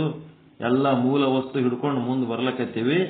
ಈ ಕಾರ್ಯ ಜಗತ್ತು ಎನ್ನುವ ಕಾರ್ಯಕ್ಕೆ ಉಪಾದಾನ ಕಾರಣ ಮತ್ತು ನಿಮಿತ್ತ ಕಾರಣ ಎರಡೂ ಈಶ್ವರನೇ ಆಗ್ಯಾನ. ಒಂದು ಗಡಿಗೆ ತಯಾರಾಗಬೇಕಾದ್ರೆ ಕುಂಬಾರ ಮತ್ತು ಕೆಸರು ಅನ್ನುವ ಎರಡು ಕಾರಣಗಳು ಬೇಕಾಗ್ತವ. ಅವ ಕುಂಬಾರ ಕೆಸರಲ್ಲ, ಕೆಸರು ಕುಂಬಾರ ಅಲ್ಲ. ಆದ್ರೆ ಇಲ್ಲಿ ಏನದ, ಈಶ್ವರನೇ ಕೆಸರನು ಈಶ್ವರನೇ ಆಗ್ಯಾನ, ಕುಂಬಾರನು ಈಶ್ವರನೇ ಆಗ್ಯಾನ. ಜಗತ್ತಿನ ಸೃಷ್ಟಿಗೆ ಈಶ್ವರನೇ ನಿಮಿತ್ತ ಕಾರಣ ಆಗ್ಯಾನ, ಜಗತ್ತಿನ ಸೃಷ್ಟಿಗೆ ಈಶ್ವರನೇ ಉಪಾದಾನ ಕಾರಣ ಆಗ್ಯಾನ.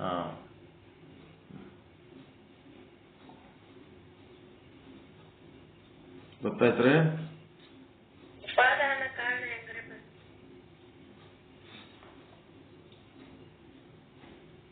ನಿಮಿತ್ತ ಕಾರಣ ಅವನೇ ಮಾಡ್ತಾನೆ, ಸರ್ವಜ್ಞಾನ ಅವನೇ ಮಾಡ್ತಾನ.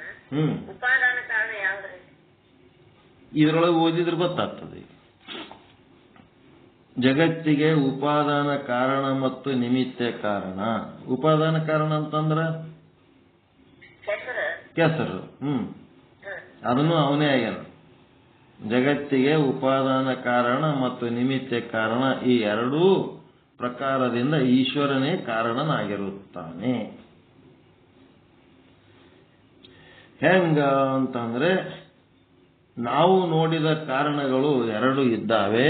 ಒಂದು ಉಪಾದಾನ ಕಾರಣ ಬೇರೆ ಮತ್ತು ನಿಮಿತ್ತ ಕಾರಣ ಬೇರೆ. ಘಟಕ್ಕೆ ಉಪಾದಾನ ಕಾರಣ ಮೃತ್ತಿಕೆ ಇದೆ. ಕುಂಬಾರ, ಚಕ್ರ, ದಂಡ ಇವೇನದವ, ಇವು ನಿಮಿತ್ತ ಕಾರಣ ಅದಾವ. ತಾನೇ ಉಪಾದಾನ ಕಾರಣ, ತಾನೇ ನಿಮಿತ್ತ ಕಾರಣ ಜಗತ್ತು ಎಂಬ ಕಾರ್ಯಕ್ಕೆ. ಯಾರು ಅಂದ್ರೆ ಆತ ಈಶ್ವರ. ಅದಕ್ಕೆ ಅವ್ರು ಏನ್ ದೃಷ್ಟಾಂತ ಕೊಟ್ರು, ಜೇಡರ ಬಲೆ. ಇದು ಏನ್ ಮಾಡ್ತದ, ಜೇಡರ ಬಲೆ ಒಂದು ಕಾರ್ಯ.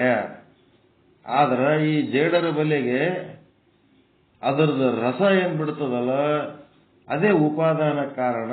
ಆ ಜೇಡರ ಹುಳುನೇ ತನ್ನ ರಸವನ್ನ ಹೊರ ಹಾಕಿ ಅದು ಉಪಾದಾನ ಕಾರಣ ಆಗ್ಯದ. ತನ್ನ ಹೊಟ್ಟೆ ಒಳಗಿನ ಜೊಲ್ಲಿನಿಂದ ಬಲೆಯನ್ನು ನಿರ್ಮಿಸುತ್ತದೆ. ಮತ್ತೇನಾಗ್ಯದ, ನಿಮಿತ್ತ ಕಾರಣ ಬಲೆಯನ್ನು ಹೆಣೆಯುವ ಕಾರ್ಯನು ತಾನೇ ಮಾಡ್ತದೆ. ಜೊಲ್ಲುನು ತಾನೇ, ಕೆಸರುನು ತಾನೇ, ಕುಂಬಾರನು ತಾನೇ ಇದ್ದಂಗ ಇಲ್ಲಿ ಜೊಲ್ಲುನು ತಾನೇ, ಆ ಬಲಿ ಹೆಣೆಯುವ ಡಿಸೈನು ತಾನೇ, ಎಲ್ಲ ತಾನೇ.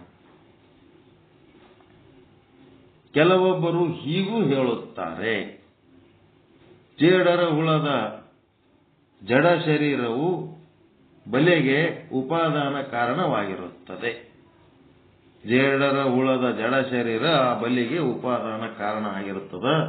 ಮತ್ತು ಆ ಹುಳುವಿನೊಳಗಿನ ಚೇತನ ಭಾಗ ಏನದಲ್ಲ, ಅದು ನಿಮಿತ್ತ ಕಾರಣ ಆಗಿರ್ತದ ಅಂತ ಹಿಂಗನು ಹೇಳ್ತಾರೆ. ಅದರೊಳಗ ಚೇತನ ಅದಲ್ಲ, ಎಲ್ಲದರೊಳಗೂ ಚೇತನ ಇದ್ದಂಗ ಜೇಡರ ಹುಳುವಿನೊಳಗೂ ಚೇತನ ಅದಲ್ರಿ. ಆ ಚೇತನ ನಿಮಿತ್ತ ಕಾರಣ, ಅದರದ ಜೊಲ್ಲು ಏನದ ಉಪಾದಾನ ಕಾರಣ ಅಂತ ನಾವು ಏನ್ ಹೇಳಿದ್ರು ಆ ಈಶ್ವರನ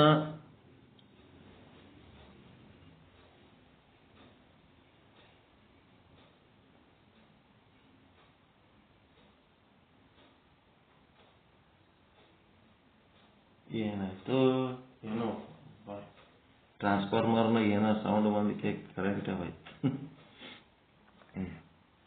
ಆ ಈಶ್ವರನ